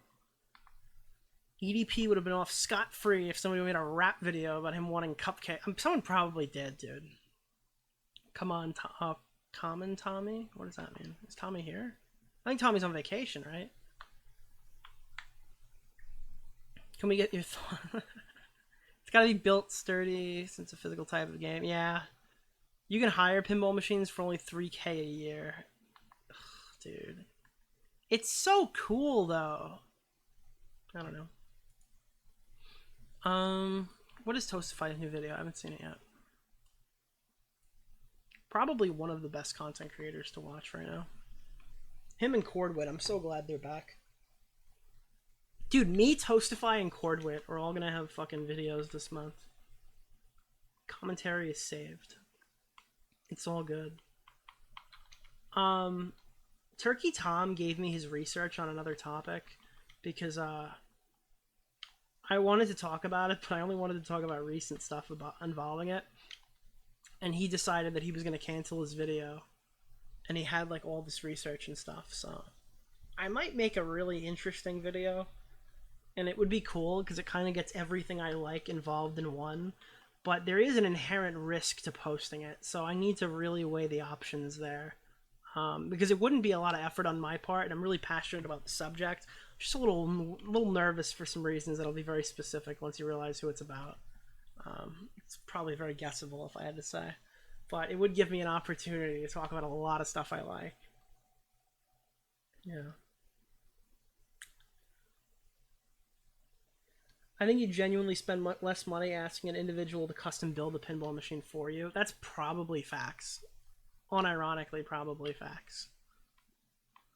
And I hear like these Stern machines have like tons of problems. They require regular maintenance, which isn't crazy because I mean everything requires maintenance when you're having like physical machines built and stuff. But like the Stern machines themselves, if you buy like a one that comes out new, there's a lot of software related bugs, hardware related bugs, and like there were specific issues with like Mando and Stranger Things that like should not happen on a $7,000 to $10,000 machine. The only real difference between the 7 one and the 10 one is the $7,000 doesn't have a projector inside of it, which is the coolest shit ever. And I'll talk about this more towards the end of the stream once everyone kind of starts dipping out. But yeah, and then and there's like season 2 artwork on the premium. But there's like Pro Premium and Special Edition, and all of them are named similarly in that like, you can't tell which one is the best one because they all have like non-existent like random like, oh, this is the best version names, you know, like. Pro, Premium, and Special Edition all kind of mean the same thing. Oh, that was a person. Fuck me, dude. I'm getting owned today. No dubs. Nick's Edwin video? I mean, I don't think I ever said I was doing an Edwin video, did I? I did a second channel Edwin video. And then we did the interview, but I don't think I was ever doing a main channel Edwin.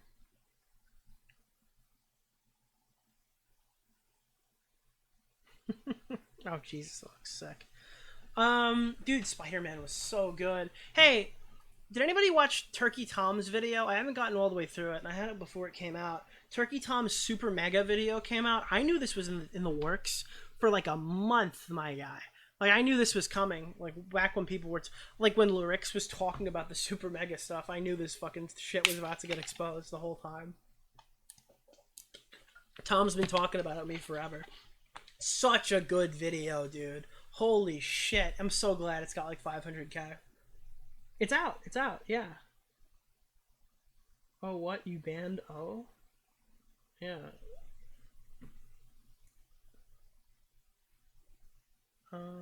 But yeah, no, it was a really fucking sick video. I'm glad it's on... no, only 500k, that's criminal? Well, it's new, yeah.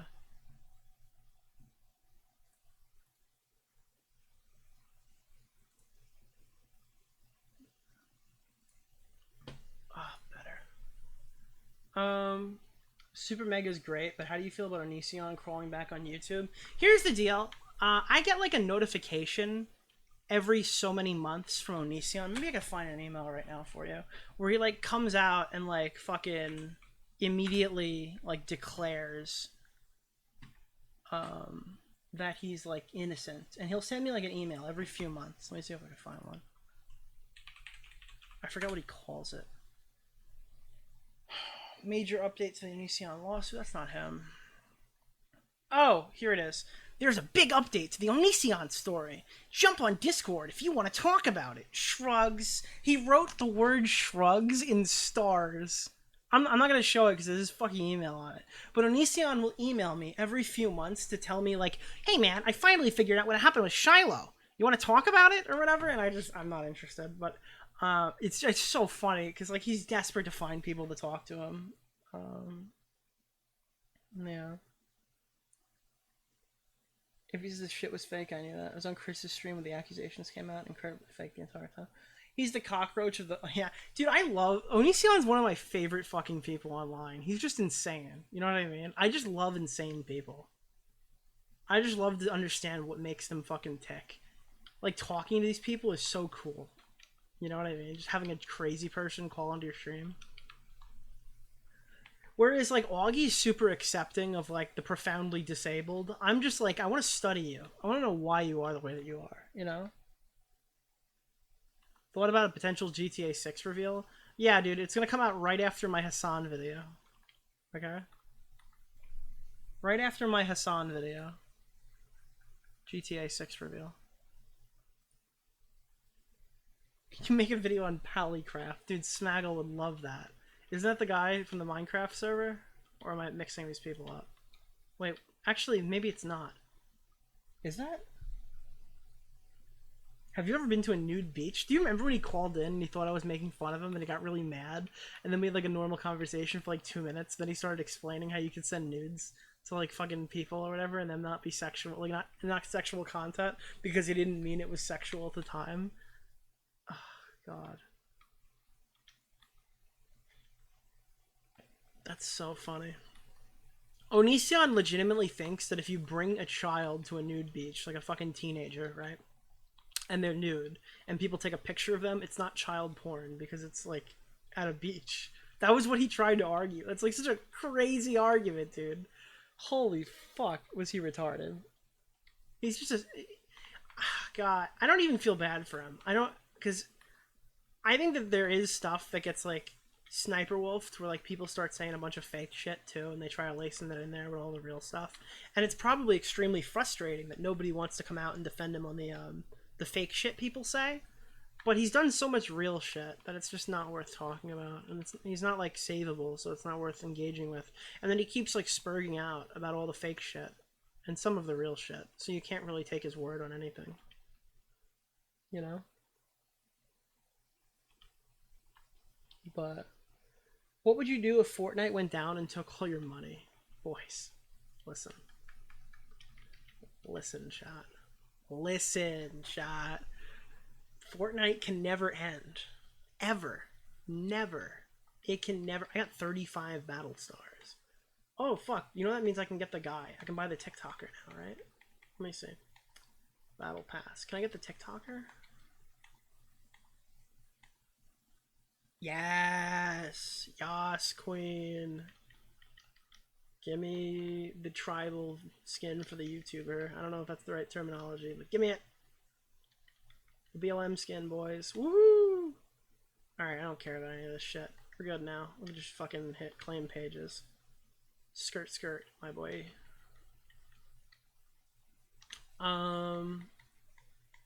That's a TikToker, not a YouTuber. Bro, if Fortnite ever fucks me and, like, ends its life, it's actually so bad. You know how many Stern pinballs I could have bought if I could return all of these skins and get my money back? Holy shit, dude. Could I buy it? I could totally buy a pinball machine with this. I could probably sell this fucking Xbox account for a pinball machine.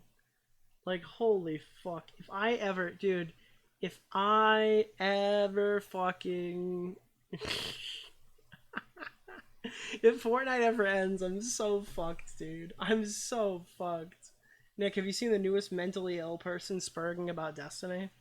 I don't know. If people talk about it, is it still like in that community where it's okay to make fun of people until Destiny says it's okay, but then once Destiny says it's not okay anymore, you can't really make fun of them? I'm just curious. Is that like, is it like floodgates are only open when they're open and then past that point you're in trouble? Because I'm not really interested in talking about his community drama. Oh, why will the hot ones not like dick? Gross. We need a new Fortnite Twitch emote. True. Whoa, is that a Mauler skin on the top? Where? This kind of looks like a silver Mauler. On the top. No, but if that would be funny if they made a Mauler skin. I would buy a Mauler skin in a heartbeat, dude. But yeah. Can we label Tom a Destiny orbiter? If he is, he's the best one. He's like the only guy who calls Destiny streams, who like, other than obviously Dan, because Dan's like a real human being, but like he's the only orbiter tier person that calls him Destiny streams that actually like has a career and doesn't need like to be there or whatever for like value, I guess. And Erudite, I'd say. Erudite's pretty good too. But yeah, he's not like a lav who's literally fucking nobody off the stream. So it's kind of cool that they can talk or whatever, because neither of them need each other to be successful. That's probably the coolest aspect of that. I think Destiny and Tom's convos have been some of the best content he's done this year. One of them few orbiters with intelligence. Yeah. It would be interesting to see you on EFAP with Mauler and Rags. I would love to go on EFAP. I feel like if I ever do something again, like any content, if I ever release the Hassan video and it's a Hassan-centric time, I have a feeling that they might even... I don't know for a fact, so I'm not going to say it as like a... I think I'll end up on there one day. I really like that show. Yeah. I really like Mauler in general. I don't know. I don't really fucking gush about content creators that I watch because I realistically don't watch a lot of commentary anymore. So I can't really be like, oh, you should check out this guy. Or you can check out this guy. I can point out Cordwood and Toastify because I do watch their shit. But like, I watch a lot of movie content right now, and like JXE and Mauler are some of the best, dude. I will watch all 5 hours and 54 minutes of Ant-Man and the Wasp fucking Quantumania again on Mauler's channel, and I will enjoy it. And I won't watch it in one sitting, but it's the perfect like drive to work video, or like the perfect like in my shift, not really trying to watch anything super engaging where I have to see the screen the whole time type video. I watch videos like this as a podcast, and I could just listen to Mauler shit on things that I used to like for hours. I always watch this, I'm like, I thought Doctor Strange was kind of good, and then I watch it for 5 hours and 50 minutes, and I'm like, yeah, wow, my standards have gotten lower, dude. Holy fuck. I mean, it doesn't ruin anything for me. I can still watch that movie or whatever. I don't need a YouTuber to tell me what to think. But he points out stuff that I just... Honestly, the new Marvel movies, I understand it's just super common to hate Marvel and hate everything about them. But when you watch a lot of this shit, and like show by show by show by show, where each show is degrading in quality like more than the last, what you think is normally good that you'd watch, your meter for good lowers with each passing day. So it's like we're so far away from good content that even like mundane content looks better in comparison to what's come out recently. Like passable CGI is the best CGI ever because we haven't had good CGI in like 5 years. There are obviously anomalies and stuff, like Guardians 3 was pretty good. And I enjoyed Spider-Man No Way Home. But even Spider-Man No Way Home, a movie that I think I could proudly say, it's like in my top 3 for Spider-Man movies. Out of the Raimi stuff and out of the top 3 isn't really crazy because there are only fucking, what is it, 3, 4, 5, 6, 7, 8. If we're not counting the animated movies, there's not like a shitload of these fucking things out, right? There's 8 of them. But, I don't know. I would say that's comfortably in my top 3. There are a shitload of flaws with that movie. One of the things that I'm really upset about is it feels like... I hate when movies start filming like these nighttime scenes for their big climaxes because... I don't know if it's cheaper than doing it in the daytime and stuff like that, but it just looks muddier and shittier the way they do the lighting in these like the last act of No Way Home. I don't think really looks that good. Even though I don't think the CGI is inherently bad, I don't know. It's the reason why I like Amazing Spider-Man 2, and not as a movie. Like I don't like it as a movie, but so there are movies that I watch that I think are like clippable moments that are really cool, that I can watch these clippable moments outside the bounds of like the film on YouTube. And I think The Rise of Skywalker is a great clip movie. If I can pretend the whole trilogy doesn't make sense and I don't know why these things are happening, and there's this cool nostalgic moment, I can be like, oh, that's cool 30 seconds. I would never want to watch like a fucking 4-hour or 3-hour version of that, but okay, that was a pretty cool clippable moment. Amazing Spider-Man 2 has so many aspects like that. The suit is the best suit that's ever been on a fucking film. Amazing Spider-Man 2's suit is so fucking beautiful from the start of the film to the end of the film. Webb's fucking Mark Webb, is that his name? His fucking shots in that movie, that opening Spider-Man coming down. Like, listen, I understand that Spider-Man was just fucking flying right there. Like, realistically, what buildings were that tall that he jumped off of? Yeah, I get that. But fuck me, that scene looks so good, dude. Now, the fucking film sucks, alright? The movie's bad, alright? But, like, there's the visuals in it, the scene where he goes and helps that kid with his school project or whatever in the beginning is so Spider-Man to me. And I really like that scene. I can watch so many clips of that movie separately and enjoy it. I actually lost my train of thought on where I was going with this. But, like, yeah, I don't know, man. Like, there are aspects of those older films that are, generally terrible that are better than some of the stuff that I like these days. Like, Amazing Spider-Man 2 is shot so much better than No Way Home, even though I think the movie is significantly better. Amazing Spider-Man 2's music is so good. Dude, Spider-Man has not had a bad score in any of these movies. None of them, including the animated movies. Every Spider-Man score is, like, instantly recognizable. It's a banger. I think the Amazing Spider-Man 1's music was probably the lowest for me out of all of them, but that's not a knock on it, because I think they're all really good. I think it's probably for me Raimi, Amazing Spider-Man 2, the Tom Holland trilogy, and then Amazing Spider-Man 1 for scores. Sure. Like Electro's lightning looks amazing at night. Yeah, I get it. I think that new movie's gonna be really cool though. What are your least favorite commentary channels? People you hate even? I mean, most of the people I don't like don't make commentary anymore, so it's not. Who do I not like? Jalen. It's not even that I don't like Sensitive Society, but I don't think he's very bright. I mean, I don't know. I'm sure I'll take offense to that. I don't think he's a terrible person. I just don't like his content. He just doesn't seem very intelligent. I like Mudahar. I like Tro. Commentary. I find Black Wolf Company boring, but I think he makes good videos. He's like really good info dumps. I like Turkey Tom's second channel's voice with his main channel's content.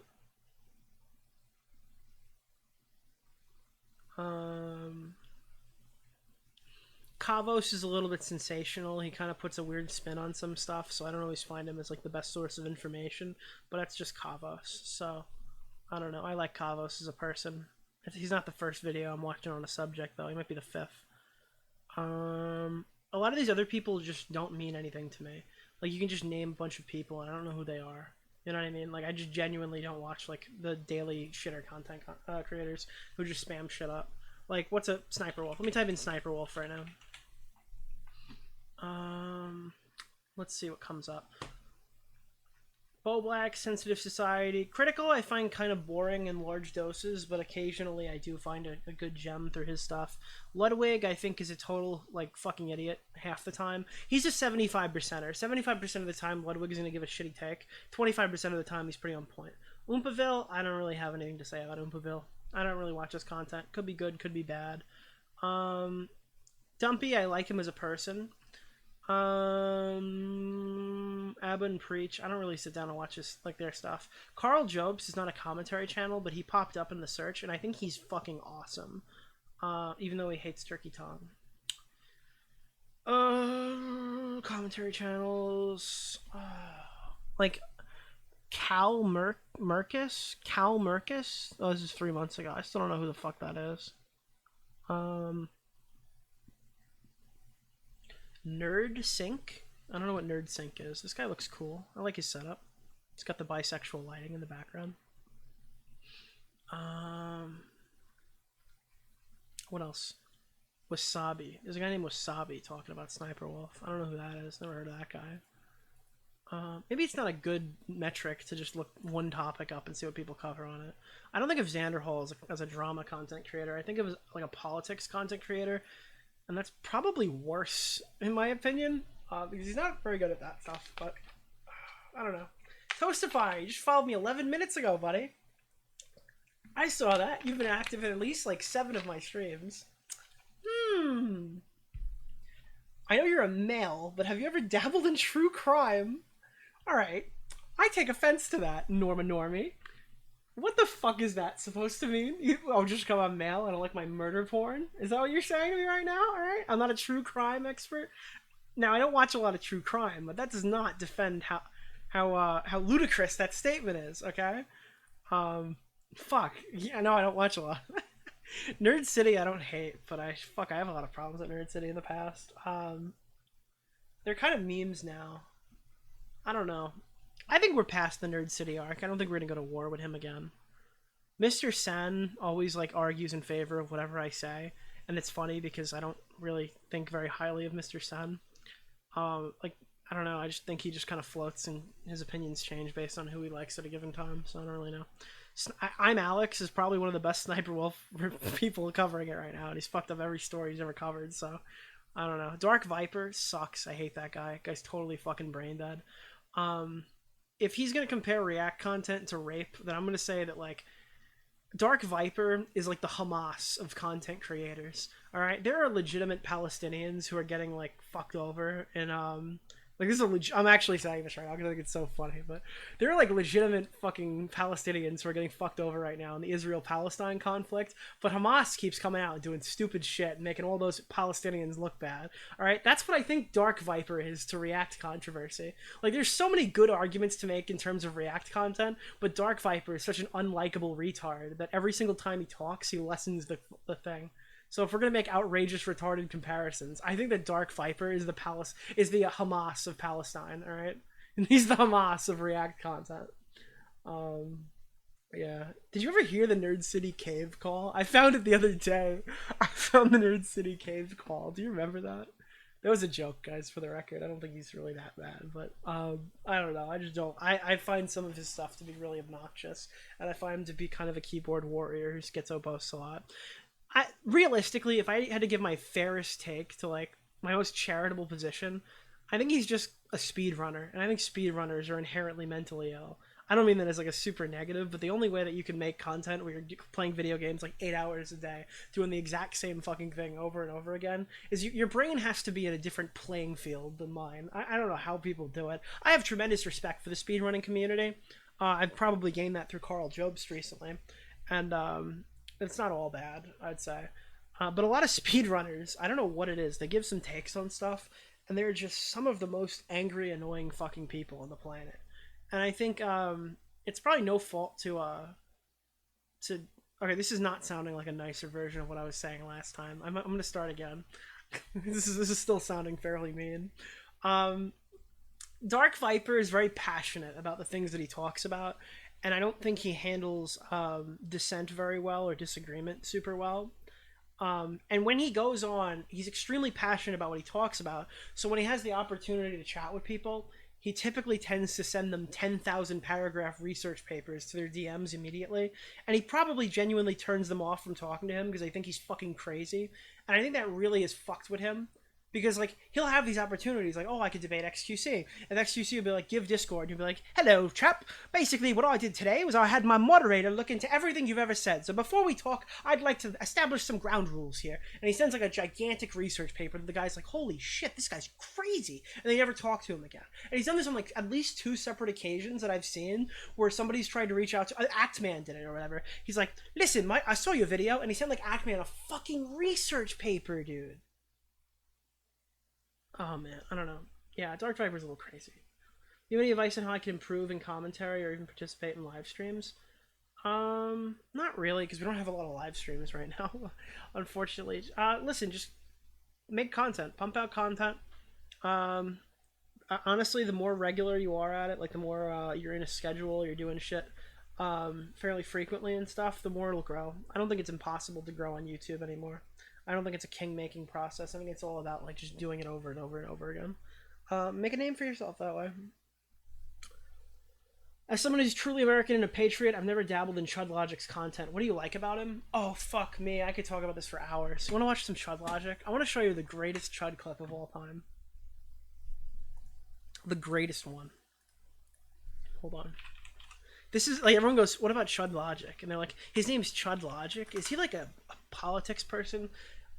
Is he like a Stardust where they cover like politics super seriously and stuff, which there's nothing inherently wrong with that. I do actually watch quite a few of Stardust streams, so I'm not insulting Stardust. But no, Chud Logic is a drama content creator. Chud Logic is like the British version of Augie in a few different ways. Probably more like vitriolic. Chud Logic fits in with us better than some of us fit in with us. He's better. Honestly, if we replaced Tipster with Chud Logic earlier on, he would be our better political friend. I'll be real with you.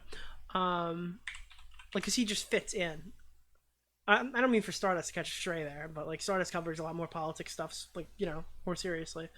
So that's not like an insult to her, but let me find this. Chud Logic. So Chud Logic was invited to do a panel on, oh fuck, where is this? He was invited to do a panel. I can't find it. Let me see.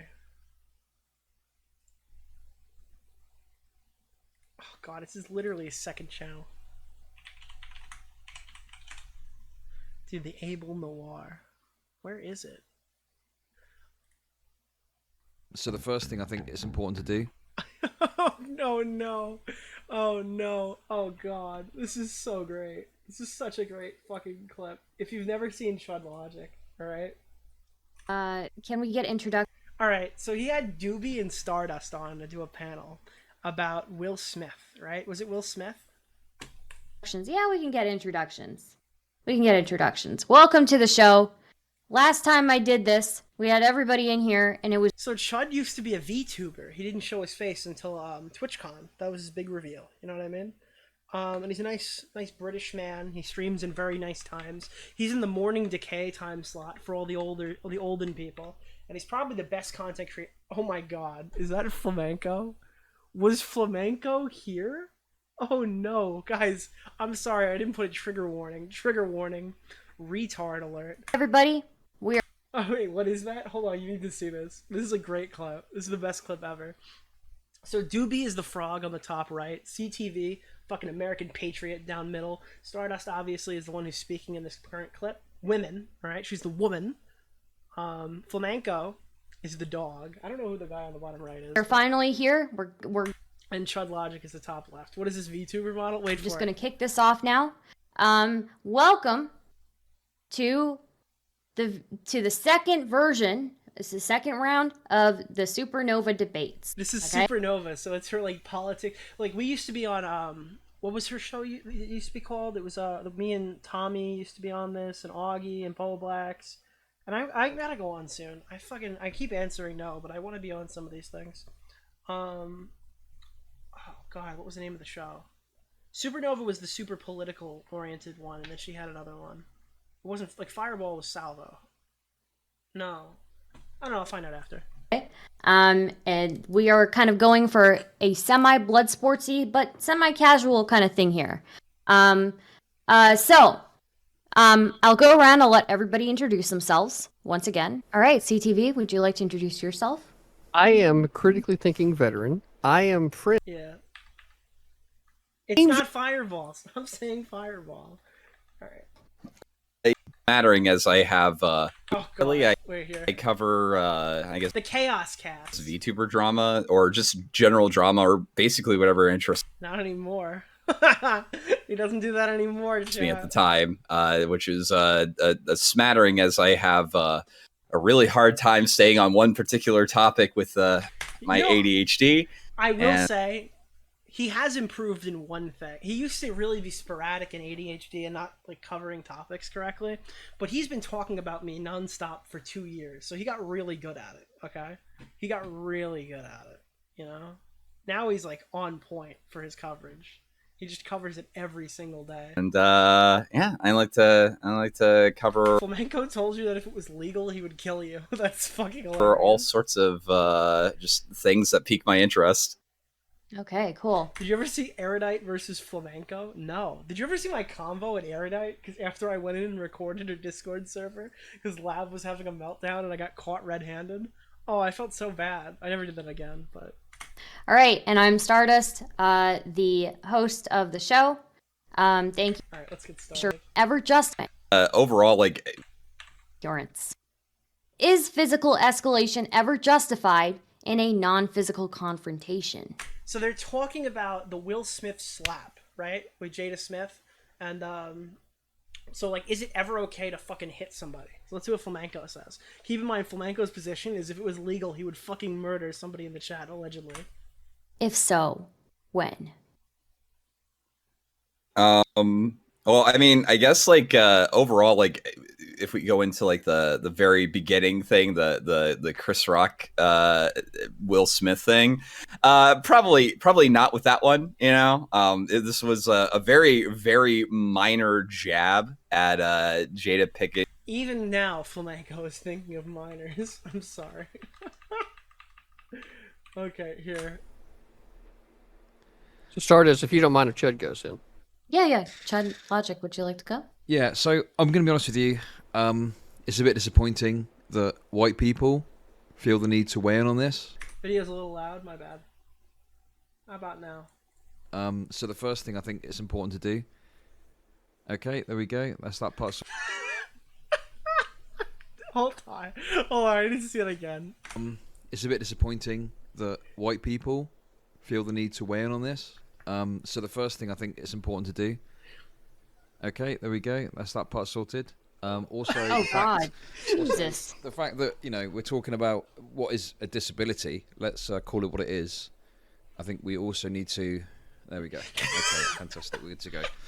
So, Oh my God. I think that this is able noir, which is ableism experienced by black people. It's misogynoir able noir, which is obviously quite a big problem that people face, particularly black women. So the fact that race isn't discussed more as part of this issue is pretty disappointing to me. I think that should be front and center here when talking about this. And I think, yeah, obviously... The fact that he fucking straight faces this. Chat shit get hit. It's quite clear to me that Chris Rock was making a racist, misogynoir, able noir attack against beautiful queen Jada Pinkett Smith. Not only that, He's but I'm gonna so fat shame here good. too. This fat piece of shit literally fucking earlier said I'm oozing with estrogen. Hey, Satterall66, thank you so much. How could he not straight face looking at his model? Yeah. Oh god. There's so many good Chud clips too. The other one is, have you ever seen him? So we don't watch political debates, so there's no reason why this would ever come up, right? But he did a debate with Dylan Burns. Well, he didn't debate Dylan, but he went on Dylan's show. Let me see if I can find this. So, do you guys know anything about anarchists? Like, out of curiosity. I'm sure the answer is no. I don't really know a ton about them either, but... I forgot what the subject even was. Oh, anarchism versus liberal socialism. Is that what it was? No, that's not what it is. Let me see. Are conservatives prosecuted on social media? No. I don't know if this is still up. I guess racism controversy. The Tom Zoo one is great. Let me see.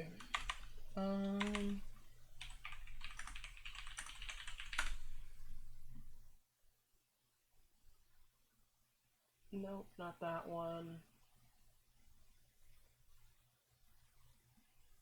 The Hippy Dippy Royale controversy. Oh, hey Dylan, how's it going?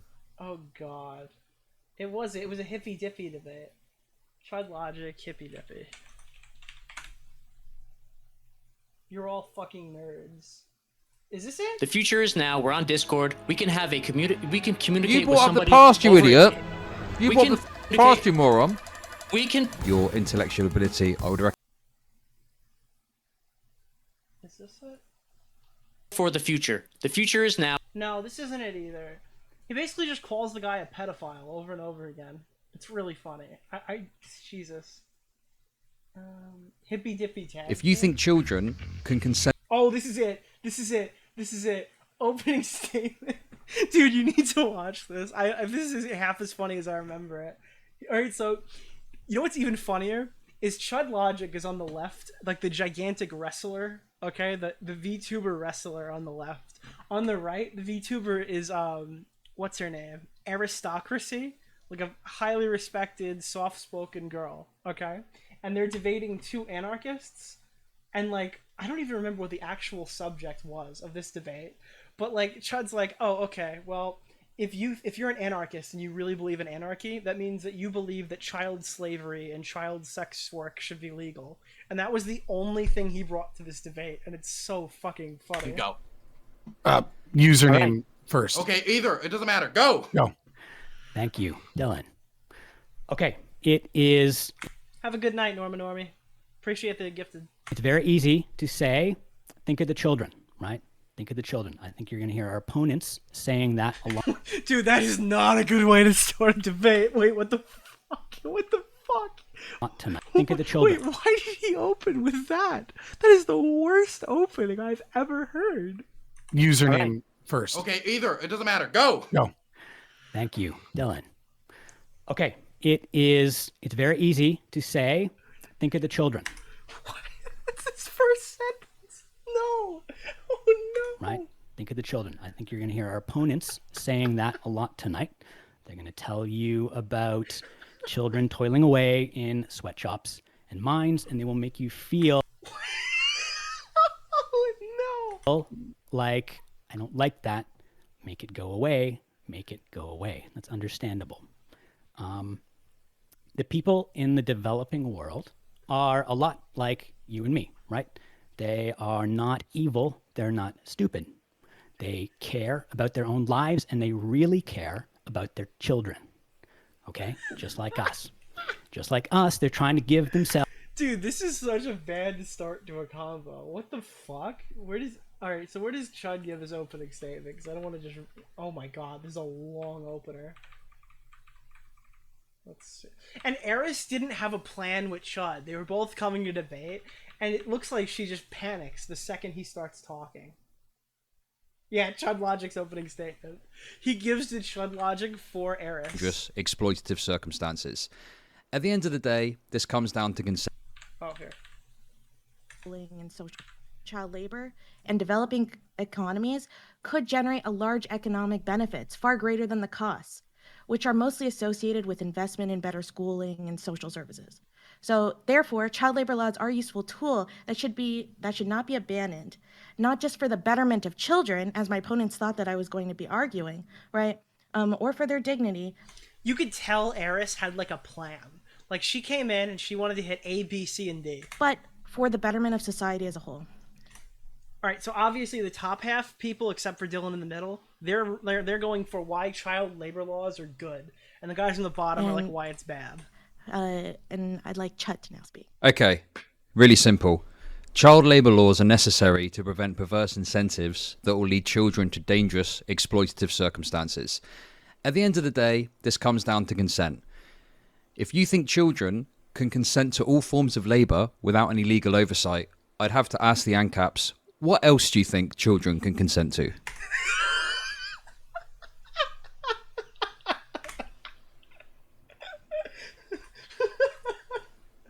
Children can consent to. Wait, that is a long silence.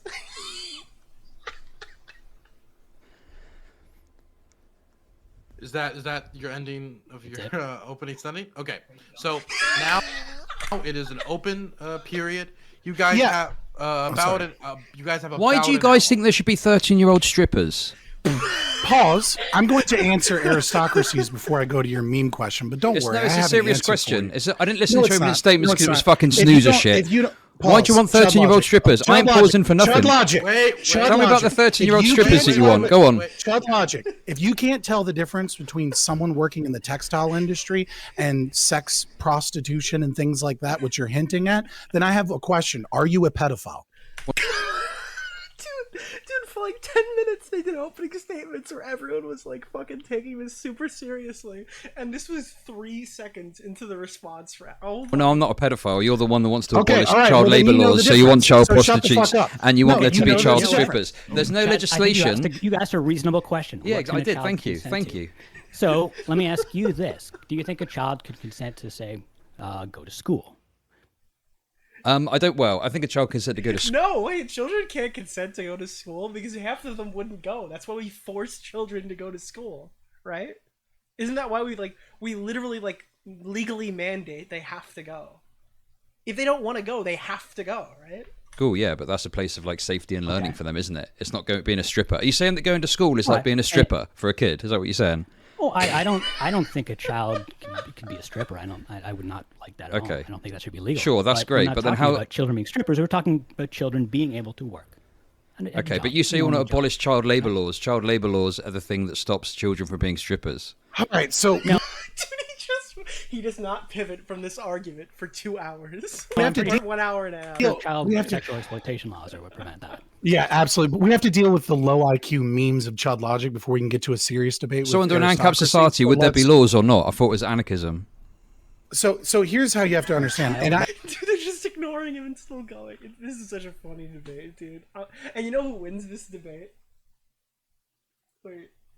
This to just dabbled in- lose. How much No, research you know did why you he guys dragged do? it down? Because he made me laugh so hard that I was like dying the whole time. Like, Dude, there's a whole section that's just called Sigma. So it was Thomas his first Sowell, job. okay, yeah. And Okay. one of the things that he used to do when he was young to make a little extra cash is that he used to go into movie theaters, right? And he used to take people to their seat in a movie theater, and it was like this really cool thing, and it was a very cheap job. But once minimum wage laws came in, it was not actually child labor laws, but once minimum wage laws came in, what occurred was that So is this job just was sorry? no Is this an longer anecdote? What happened to the studies? This is just an anecdote.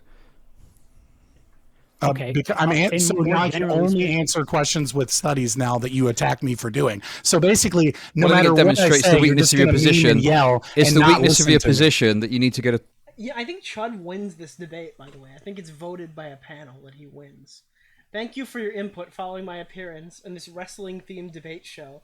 I have listened to what you said and decided to totally disregard it and be even more obnoxious and vitriolic on these types of shows. I invite you to grow up and stop treating the Twitch equivalent of the WWE as real life. Dude, what a based fucking... Like, Jesus. That's so great. He's so good, dude. He is such a good YouTuber. Any of these videos are probably worth watching. I usually catch one. The thing is, they're so long, but DK does a great job editing them. But he posts so often and they're so long, I don't catch every one of them. But yeah, I would say watch it. Show the Tom Zoo clip. Let me look for it. Hold on. I don't know if we're on Twitch, guys. I don't know if I can play the Tom Zoo clip.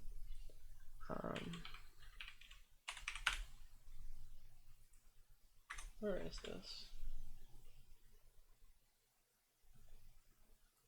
Chud logic.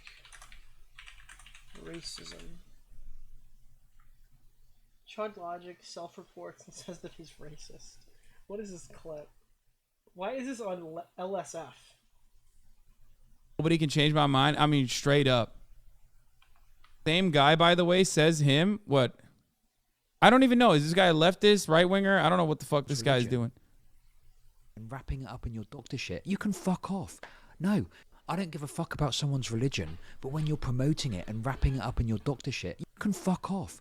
No, you're trying to do the woke shit. Oh, don't laugh at his religion. No, fuck you. If someone's promoting bullshit quackery, I'm gonna fucking say it's bullshit quackery. Fuck off. No fucking way you're gonna pull that woke shit with me. It ain't gonna fucking happen, okay? I'm literally immune to that shit, okay? Because I'm fucking racist, okay? Because I'm racist. The fact that it's some woo-woo Indian shit and it's brown people doing it makes it even better for me. It adds racism to the criticism. And I fucking love being racist, okay? I fucking love being racist. So if anything, I'm glad it's brown people doing this because I can instigate my racism. Nobody can change my mind. I mean, straight up. Same guy, by the way. If you want to know what that's about, Chud Logic did like coverage on Dr. K and his weird quackery Ayurvedic dosha stuff. Actually, do you know who also is into Ayurvedic dosha? Who's not Eugenia Cooney, but the girl I always mixed her up with, the one that Deji was fucking. Who is this? It's not like skinny Eugenia Cooney. It's disappeared Eugenia Cooney. Does anyone know who that was? I literally, like, these women are the same. Only one of them is, like, healthy. And, like, on drugs, so maybe not healthy. Marina Joyce. Yeah, Marina Joyce cured her disease with Ayurvedic medicine. Like, literally the same stuff Dr. K was talking about being, like, an identifier for COVID. Oh, God. It's so funny. I don't know if I could find the Tom Zoo clip. I was looking for it. That's what came up. But yeah, so if you're wondering, Chud Logic, based Epic Gamer, and I kind of want to get him on this panel tomorrow. Let me DM him. Oh, fuck. Let me see. Is he on? It's probably wake up time in Chudland, right? Hey, are you free tomorrow? 7 p.m. Yo, let's find out how much Chud fucking doesn't hate me. And I'm not going to tell him why. All I wrote was, hey man, are you free at 7 p.m. tomorrow? And if he doesn't answer me, and he goes, "Oh shit, man, I missed it," or whatever, I'm gonna be like, "Ah." Oh man, I want to get homie on the podcast. It'd be fun. Comment cop just liked my tweet. Thank you, good sir. Good sir, thank you.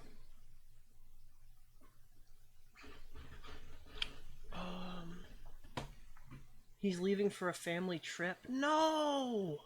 Oh, that's so sad. He would have been perfect for this podcast. Now I gotta be more of a dick. Because Chud won't be there to be a dick with me. I don't understand why people would go on Dr. K's stream or have him on and have a fucking public-facing therapy session. I don't know. It's really weird, isn't it? To have like a... It's not therapy, but we're gonna have a therapy session for the entire fucking public to look at. It's like psychotic.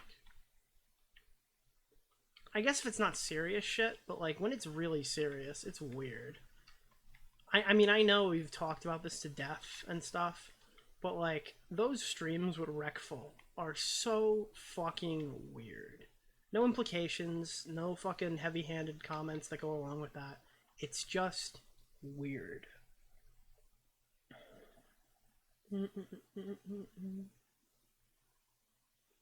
It's still sleep time in Chudland. Wake up is around 4 or 5 Eastern. Yeah.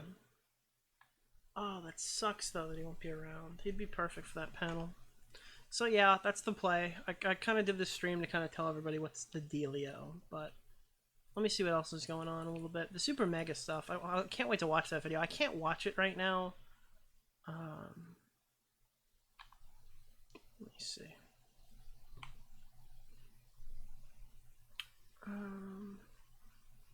I can't watch it because I'm working on the Sniperwolf stuff and I'll get distracted. I really need to only consume Sniperwolf media for the next few days. Optimus is doing a fucking stream over the Eagles-Dolphins game. Wowzers. Not a fucking football gamer Chad myself. What else is going on?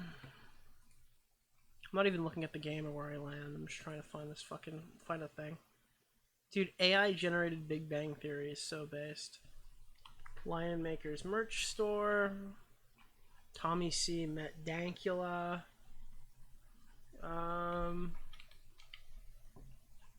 Super Mega, Spider-Man. I don't know. We've been talking about random shit for a while. You guys want to talk about Spider-Man? I don't do like movie reviews or game reviews, and I think we're kind of done for drama. So if you guys want to pop out for drama or whatever, that's cool. I might talk about more nerd shit for another half hour and get off. What's the dealio tomorrow? After hours or what? I'm probably gonna stream on YouTube. We're gonna be doing a combo with me, Ackman, Keemstar, potentially Chud, probably not Chud if what I hear is true. And Optimus. We're gonna be talking about Sniperwolf and YouTube's response to Sniperwolf and all that stuff. So we're gonna be doing that panel around 7 o'clock. And that'll be fun. We don't know who else will show up. Maybe something interesting. Maybe nobody interesting. Maybe Sniperwolf herself or her friends will call in. Honestly, imagine if Sniperwolf's sister calls into the stream. Oh boy, would that be fucking juicy, chat. Wouldn't that be juicy? Yeah. Or maybe the automaton guy will get on there. We can argue about why that's, like, ridiculous. But, I don't know. Be fun. Be fun, fun, fun. Ask Augie for his stream key. Alright, I'm gonna be real with you gamers. I don't need Augie's stream key. I can go live whenever the fuck I want, okay? I'm 100% honest with you. Not only do I have Augie's stream key, I have Augie's login. I could go get Augie's stream key.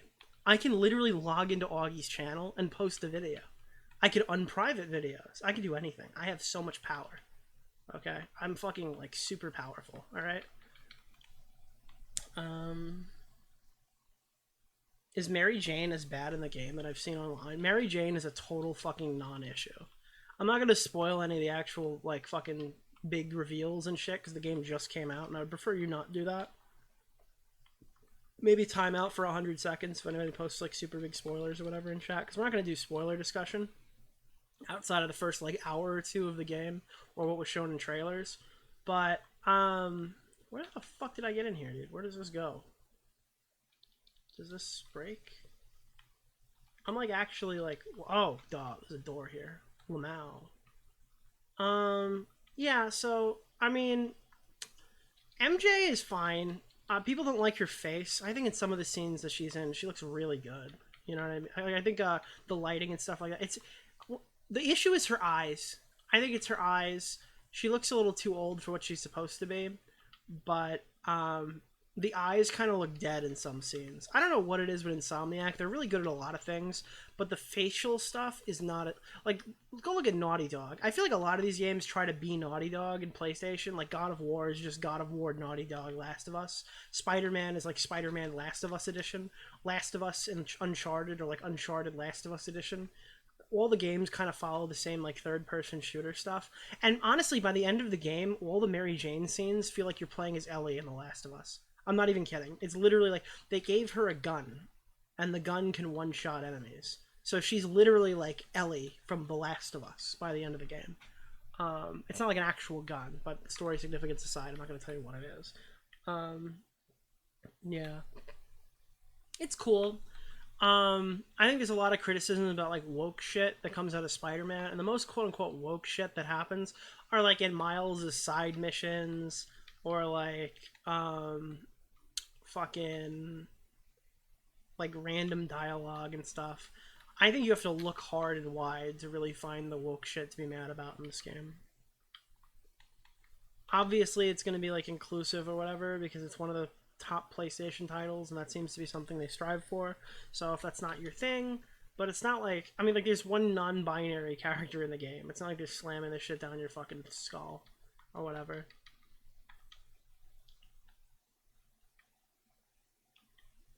Barely any woke shit. Yeah, I mean, honestly, you'd need to look for it to find a reason to be mad at this game. If that's what, I mean, I think that's probably the best way to word it. I mean, some of the dialogue with MJ and Peter during a specific scene was kind of cringy. I would say that was a little cringy. I'm sure people are mad that there's an entire dedicated mission to like helping two gay kids plan out their fucking homecoming date invite or something. I'm sure people are gonna get mad about that. I'm sure people are gonna get mad about the mission where you play as a fucking a deaf black girl who spray paints walls and something like. Honestly, I think that one is kind of the most egregious because for some reason, a lot of these games that push super progressive stuff into them, they always kind of stereotype black people. It's like they like hip hop and they spray paint stuff, and that's all black people do in these games. So they have like a deaf black girl, and her whole side mission is about spray painting walls. Cool. So I mean that's a bit annoying, but whatever. It's a Spider-Man game. You don't have to play that side mission if you don't want to. But yeah, I noticed that there's a lot of stuff about black people in games where it's like, yo, they love hip hop, they play basketball, and they like to spray paint walls. It's like, wow, guys, you guys are so inclusive, so good, buddy, it's so cool. But they do also have like a lot of other stuff. There's like one part of the game where you're like getting actually, I don't want to talk super spoilers about any main missions. This is kind of close to there's side missions, and then there's side missions, and this one's kind of a side mission where it has like cutscenes and stuff, and I don't want to talk about that.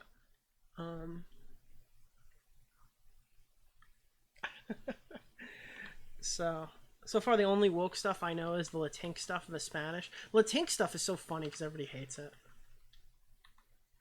But yeah.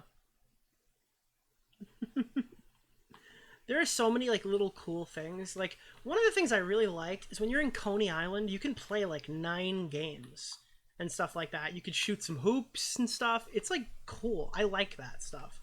It's not stuff I'll ever be like, oh god, I gotta go fly into Spider-Man and shoot some hoops at Coney Island. But I appreciate when they create stuff like that. It's really cool. So one of the things that blew my fucking mind is the guy who voices Venom is the guy who voiced Zoom in The Flash. And I don't know how many like former reformed CW fans there might be in the chat who liked the early first 2 seasons of The Flash and like the first 2 seasons of Arrow and season 5 of Arrow, and then hated about 80% of what they came out with. But holy fuck, does the voice of Zoom still fucking rattle in my ears, bro. I love Tony Todd. I didn't know his name until recently. But hold on. Let me see. Zoom. Yeah, this is so good. I could show this because it's The Flash. And it's years old. And we're on Twitch, so we can just watch TV here and no one gets in trouble. Here. How is Barry gonna match Zoom speed? Genius. He's not gonna match it. Let me see. Where is this? Yeah.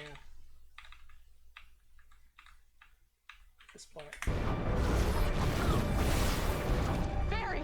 Harrison Wells, you thought you could defeat me with this? That's literally the exact same voice he uses to play Venom, and the entire time, all I can think of is that this is fucking Zoom fighting Spider-Man, and it's so cool. It's so cool. But yeah. Let me find, is there any like spoiler, non-spoiler audio? Maybe I won't show any context, but I'll play the audio of him as Venom.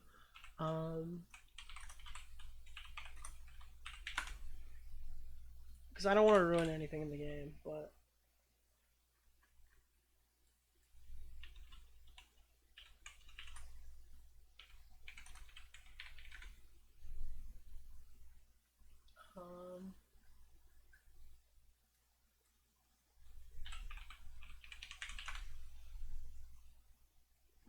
Yeah, this is it.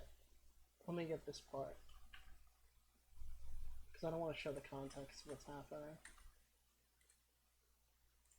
Yeah, listen to his voice. Oh wait, not that part. Fuck. That was it. Yeah, right here.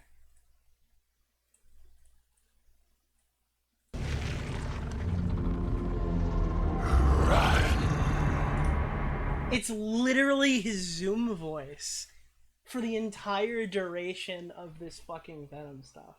And it's so good, bro. Holy shit, does he sound awesome in this fucking game. Dude, the 19 inches of Venom is sick. Yeah, I agree, dude. I wish I had 19 inches of Venom. Yeah, he was Candyman. But yeah, no, it's really sick. I think the opening set piece is amazing. One of the biggest updates to Spider-Man, which makes it almost the first game feel unplayable in comparison, is the web swinging speed and the momentum that you feel as Spider-Man is absurdly good. Like, to the point where I can't go back. It feels like I'm going too slow. When you have a fully upgraded Spider-Man, fuck, dude. You're like flying. And some of the web wings and stuff is cool. You don't need to use them if you don't want them. The fast travel's awesome. Access to like another fucking half of the map is pretty cool too. That have like kind of different landmarks and shit to look at is pretty sick. At no point do I feel like, oh god, they're just making me traverse the map to make this game longer. Because like you can literally fast travel and you can unlock it extremely quickly. One of the most amazing quality of life updates, not even quality of life, you don't have to do fucking 50 crimes to make the most annoying part of 100%ing Spider-Man Remastered is you have to go back and do like 100 fucking crimes. Like, oh, check out, we have to do 15 crimes with Lee, and 15 crimes with Sable, and 15 crimes from like all these different, oh god, it was the worst. It was so bad. Now you don't have to, there's no like actual crime thing, but if you're not finished with your burrow or whatever, you might have to do a few at the very end to get 100%. Oh god, I hate that gun. But yeah, that's so good. Zoom stopped striking Twitters and went after Spider-Man. The new Spider-Man makes me want to get a PS5. I had a PS5 and this game made me get a PS5. Honestly, if you have the funds to go out and buy a PlayStation to play this game, in my opinion, it's worth it. Now, I know there are some people who don't like the PlayStation first-party titles. They don't want to play The Last of Us Spider-Man edition. But there is a certain aspect of these games that are story-driven with cutscenes. And if you don't want to play a movie game, this is not a game for you. There's a ton more to do in Spider-Man than there might be to do in like The Last of Us or Uncharted. And it's like a different game, so I'm not saying they're exactly the same or anything, but you're gonna be mad if you don't like cutscenes, and I think the cutscenes are some of the best stuff here. I feel like I'm playing enough of it that it doesn't feel like a movie like featuring gameplay segments, but that's kind of the problem they had with the Last of Us TV show, whereas that kind of is. The biggest problem with the Last of Us TV show is it showed when you cut all the gameplay segments and just put like the cutscenes into like it misses something. You're not showing enough zombies in The Last of Us. There's not enough like actual shit happening in these episodes that kind of pushes the plot forward that way. you have all these character created moments in this like this desolate world, but you don't have anything to kind of move you from one set piece to another that exists like the gameplay sections, you know. But yeah, no chance you bought the Spider-Man guys. Listen, all right, listen, listen. Your boy's got a bit of a problem. I'm kidding. Be responsible with your money. Don't fucking buy a bunch of stupid shit. But I mean, if you're doing good, you're doing good, you know. Yeah. I got a digital PS5. They sold that everywhere. Now I have to attempt to get the disc version. Dude, digital PS5s are such a bad investment. No offense to you. I'm sure that you thought that like this fucking $100 off would be good, but in the long term, you're paying so much more per game. If you can get a used game for $20, right, and you can do that fucking 4 times or whatever, you've now saved the price that you would have saved if you just bought digital. Because for the most part, if you're going digital, you're buying everything for fucking like regular. I only on my PS5 buy PS5 exclusive titles, and I buy them digitally. But I have physical copies of a lot of these games too.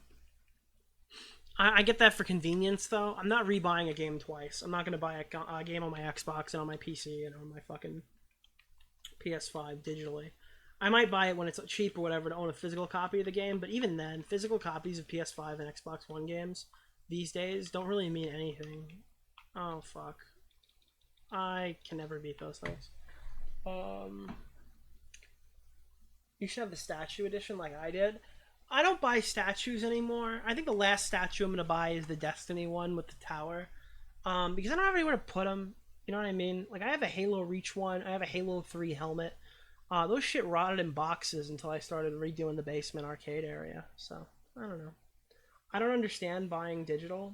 Only buying digital. I don't know. It's got to be like a mixture, in my opinion. Digital only Xboxes are kneecapping the game industry. I mean, the problem is that like it's gonna be digital only in the next decade. Like you're gonna only be able to buy digital stuff. It's happening. Best Buy's not even bringing in fucking physical media anymore. It's sad. But yeah, Swinging Speed and Spider-Man is some of the best stuff. And I think it's definitely worth picking up. Honestly, Last of Us 2, Spider-Man Miles Morales Remastered, Spider-Man 2, these games like literally made this purchase worth it. I haven't even gotten to play God of War Ragnarok and Ghost of Tsushima yet because I've been so busy doing other stuff. But again, like those are great great games too. And if you can wait. If you have a PC that can play these games, hey man, maybe you don't need it yet. You know what I mean? Like if you can go play Spider-Man Remastered and have a lot of fun, and you don't need to fucking buy Spider-Man 2 right now, then fucking play Spider-Man Remastered, dude. That shit will run on almost anything. You know what I mean? Spider-Man Miles Morales. I mean, you got like hours and hours of shit to play. If you can wait 2 years, fucking play them on PC. Because all these games are coming to PC at some point. But if you want to play them now, you need a PS5. What's the best Pokemon game? I never played it before. Emerald is my favorite. I wouldn't buy really any of the... If you're buying a Switch era Pokemon game, Diamond and Pearl were kind of botched remakes. Sword and Shield are not really nostalgic, but they're probably your best bet in terms of like a modern Pokemon game that you can play now. Scarlet and Violet, I found the game fun, but it's very poorly optimized. And if it gets ported to a newer, more powerful console, it'll probably be a better experience. In its current state, I really can't recommend it. I didn't even go back and play the DLC, even though I like 100% of the fucking Pokedex and stuff like that before the game even came out. I had that game like a week early, and I was playing the fuck out of it to the point where I was like calling into streams like disillusioned. But this is like, if you don't want a traditional Pokemon game, the best experience by far on the Switch is to play like Arceus. Legend Arceus is not a traditional Pokemon game. It's like Pokemon Breath of the Wild. It is my favorite game on that console for Pokemon. If you're an old fan looking to get back into the series, I think Pokemon Let's Go Pikachu will like scratch that itch. It has a bit of the casual feeling of Pokemon Go, but it also kind of has like the classic elements of being a remake of Red. So I think that you should, well, Yellow technically, but you know what I mean.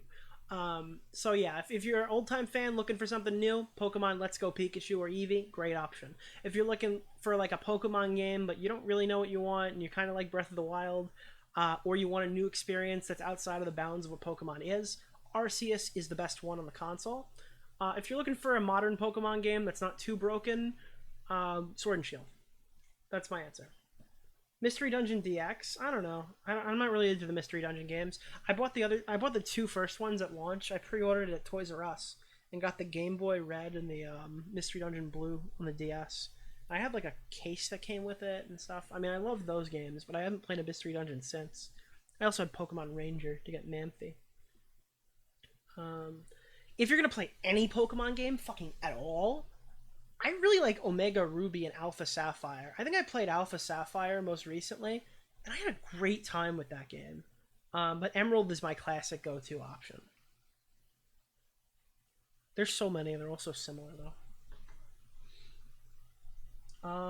You keep up with the Super Mega story? Tom's video is the place to be if you're watching Super Mega. Oh, man. Bro. Alright, I'm super nerding out now, alright? You might want to peel out, because this is like the last topic we're talking about. There's no big bombs coming in, but I want to show you this. Holy shit, dude.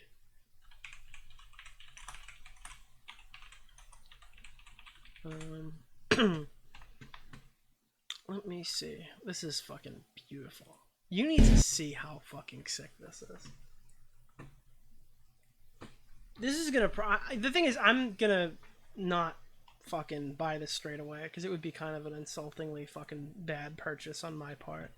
Because, like, I'm probably gonna want to buy a nice car at some point, and that's probably more important than this, but look at this thing.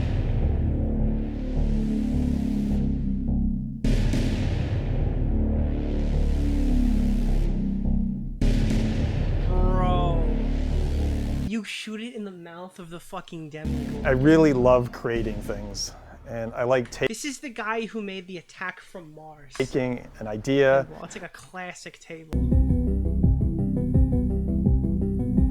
Dude, there's a movie. That's not a screen. That's a projector. There's a movie projector in the premium. I'm stepping back into this role of designing pinballs after 20 years. But the amazing thing about coming back is it really feels like coming home. The people here are incredibly passionate about making pinball, and it makes my job easier. Brian and I have a long history of working together. We both worked at Williams Valley Midway throughout the 90s. That's like the classics. Check this out. The Ian Lonnings from that you have is a conclusion. Let me see what they show the actual machine. One of the aspects of making pinball games, that's part of the magic, is to identify that new. So there's a movie projector that can put out 3 different images of all the movie screen material parts. Both. And it's one of the best feelings ever, is getting the ball in his mouth and killing him. The premium and LE version of Stranger Things, we have a telekinesis ball lock device. So TK multi-ball, that whole lock mechanism is magic. The ball goes up there and it grabs. Dude, look at that! TK multi-ball, that whole lock mechanism is magic. The ball goes up there and it grabs the ball. And you're like, whoa, I didn't expect that. I want to see it again. So you shoot the ball up there. This time, it not only does it catch the ball, it hangs from the first one. Whoa, these two balls are just hanging out together. That looks pretty cool, right? So let's do it the third time. You put the ball up there, sometimes it will hang like a triangle. I really wanted the ball to just stick to the back panel and stay there forever. We went through so many different iterations in order to get this to grab and hold the ball and be able to release all 3 balls with a strong enough magnet that it really is quite special seeing it all come together and work.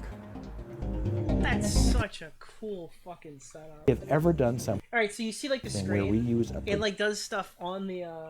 Let me see. Do they talk about the projector? For gameplay to know what you needed to shoot next. And they like painted the vinyl that they use on the fucking play field or whatever with like if you shine a black light, it shows different images and stuff. And upside down. So it has like a UV light kit. So one of the things I I started investigating was UV ink. And this is ink that when a UV light is applied, it shines. Yeah, so when you go to the upside down, the game looks completely Not only different. that, but I'm gonna fat shame here too. This fat Got piece an of industry shit first literally fucking UV earlier light said kit. I'm All the oozing with models of the estrogen. game, the play fields are printed with UV ink. And in certain modes, like the upside down especially, the game transforms into the upside down with the UV light and you see a whole nother How much is this?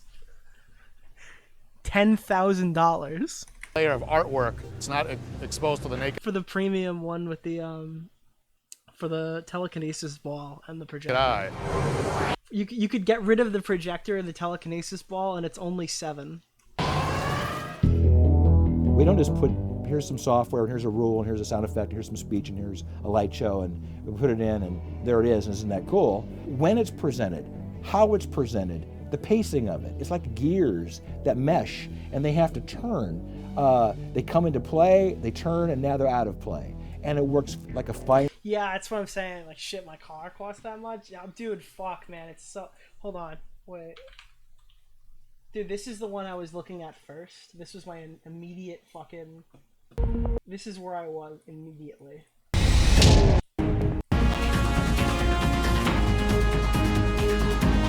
feel like for 10 grand, the Baby Yoda kind of looks...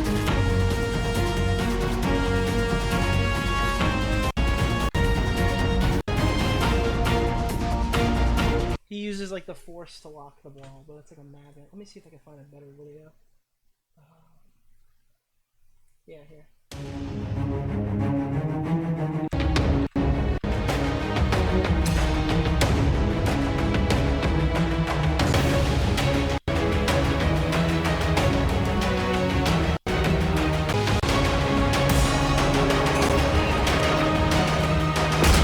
You know, they made this between season 1 and season 2, but they wouldn't tell Stern anything about season 2. Let me see. Gameplay? Cherry picked all. So many multi-balls. The best way to. No, I want to hear like the music from the game. Mandalorian Pin Pro features? This weird Raid Shadow Legends music in this fucking ad. It's so annoying. Casual gameplay. What's up, Greg? True. You don't put tables on PlayStation, you put PlayStation on table. Okay, back into it. Oh, extra ball. Oh boy. Yeah, it's pretty sick. Probably didn't cost 10k to make. No, it's super inflated, dudes. But it's kind of, I don't know. There's just something cool about the aesthetic of a Stern pinball machine. Ugh. I don't know, the most expensive thing I've ever purchased for my fucking stupid arcade habit was it's not even here yet, the Addams Family LE for Hack Games, the 4KP. They're that expensive for bespoke reasons. Yeah, and here's the deal. These aren't made for homes. Now, most people who buy them are getting it for homes. Oh, you gotta see this one. Let me see. Oh, why did I put Mandalorian Godzilla? Fuck, hold on. Godzilla. Let me see. Oh, but dude, shipping on these is like $700. It's so bad. Especially in New York. I don't know why. It's so much more here. Dude, check this out. This guy's videos are great. The machine will open from the wire. Does he show himself getting it? I thought he showed himself getting the package. Maybe he did in a stream. I thought he showed, because, dude, it comes in a big crate. Oh, it's this. It's Yeah, watch this. Oh, that's some of the lineup. sure enough, Wang, maybe some other places. Group. They did, in fact, list Godzilla Godzilla, Foo Fighters, Hot Wheels, Beatles, Avengers. Like, there's so many cool different ones, but they're all like specific tables. Here, look at this. They drive a fucking tractor trailer to your house. As a New Yorker, how accurate is Spider-Man 2? It's an artist's interpretation of it, but like, they really do try to capture New York, and I think they do it well. Not enough slurs. in stock. So as you guys know already from the beginning of the video, this story has a very happy ending, as when I reached out to player one, had my cash in hand, they did in fact have a Godzilla premium in. Something that people do badly is they like, dude, I don't know how, unless you're a business, because they put these in businesses and they pay for themselves sometimes, I guess. You can't finance one of these. You have to have 10 grand up front if you're buying one of these machines. That is such a fucking stupid thing that people do. They like, I've seen people take loans out to pay for their pinball obsession. I understand if you have like 5 pinball machines, you might have a bit of a fucking problem, but like, you have to have that money. You can't fucking put that on a credit card or something like that, or pay it in full on PayPal. Stock. That's fucking, it's a huge you have to have the money. And if I ordered it at that point, it could be at my house, delivered within 2 to 4 weeks, which is phenomenal because... What a crate, bro. Holy shit. These things are sick.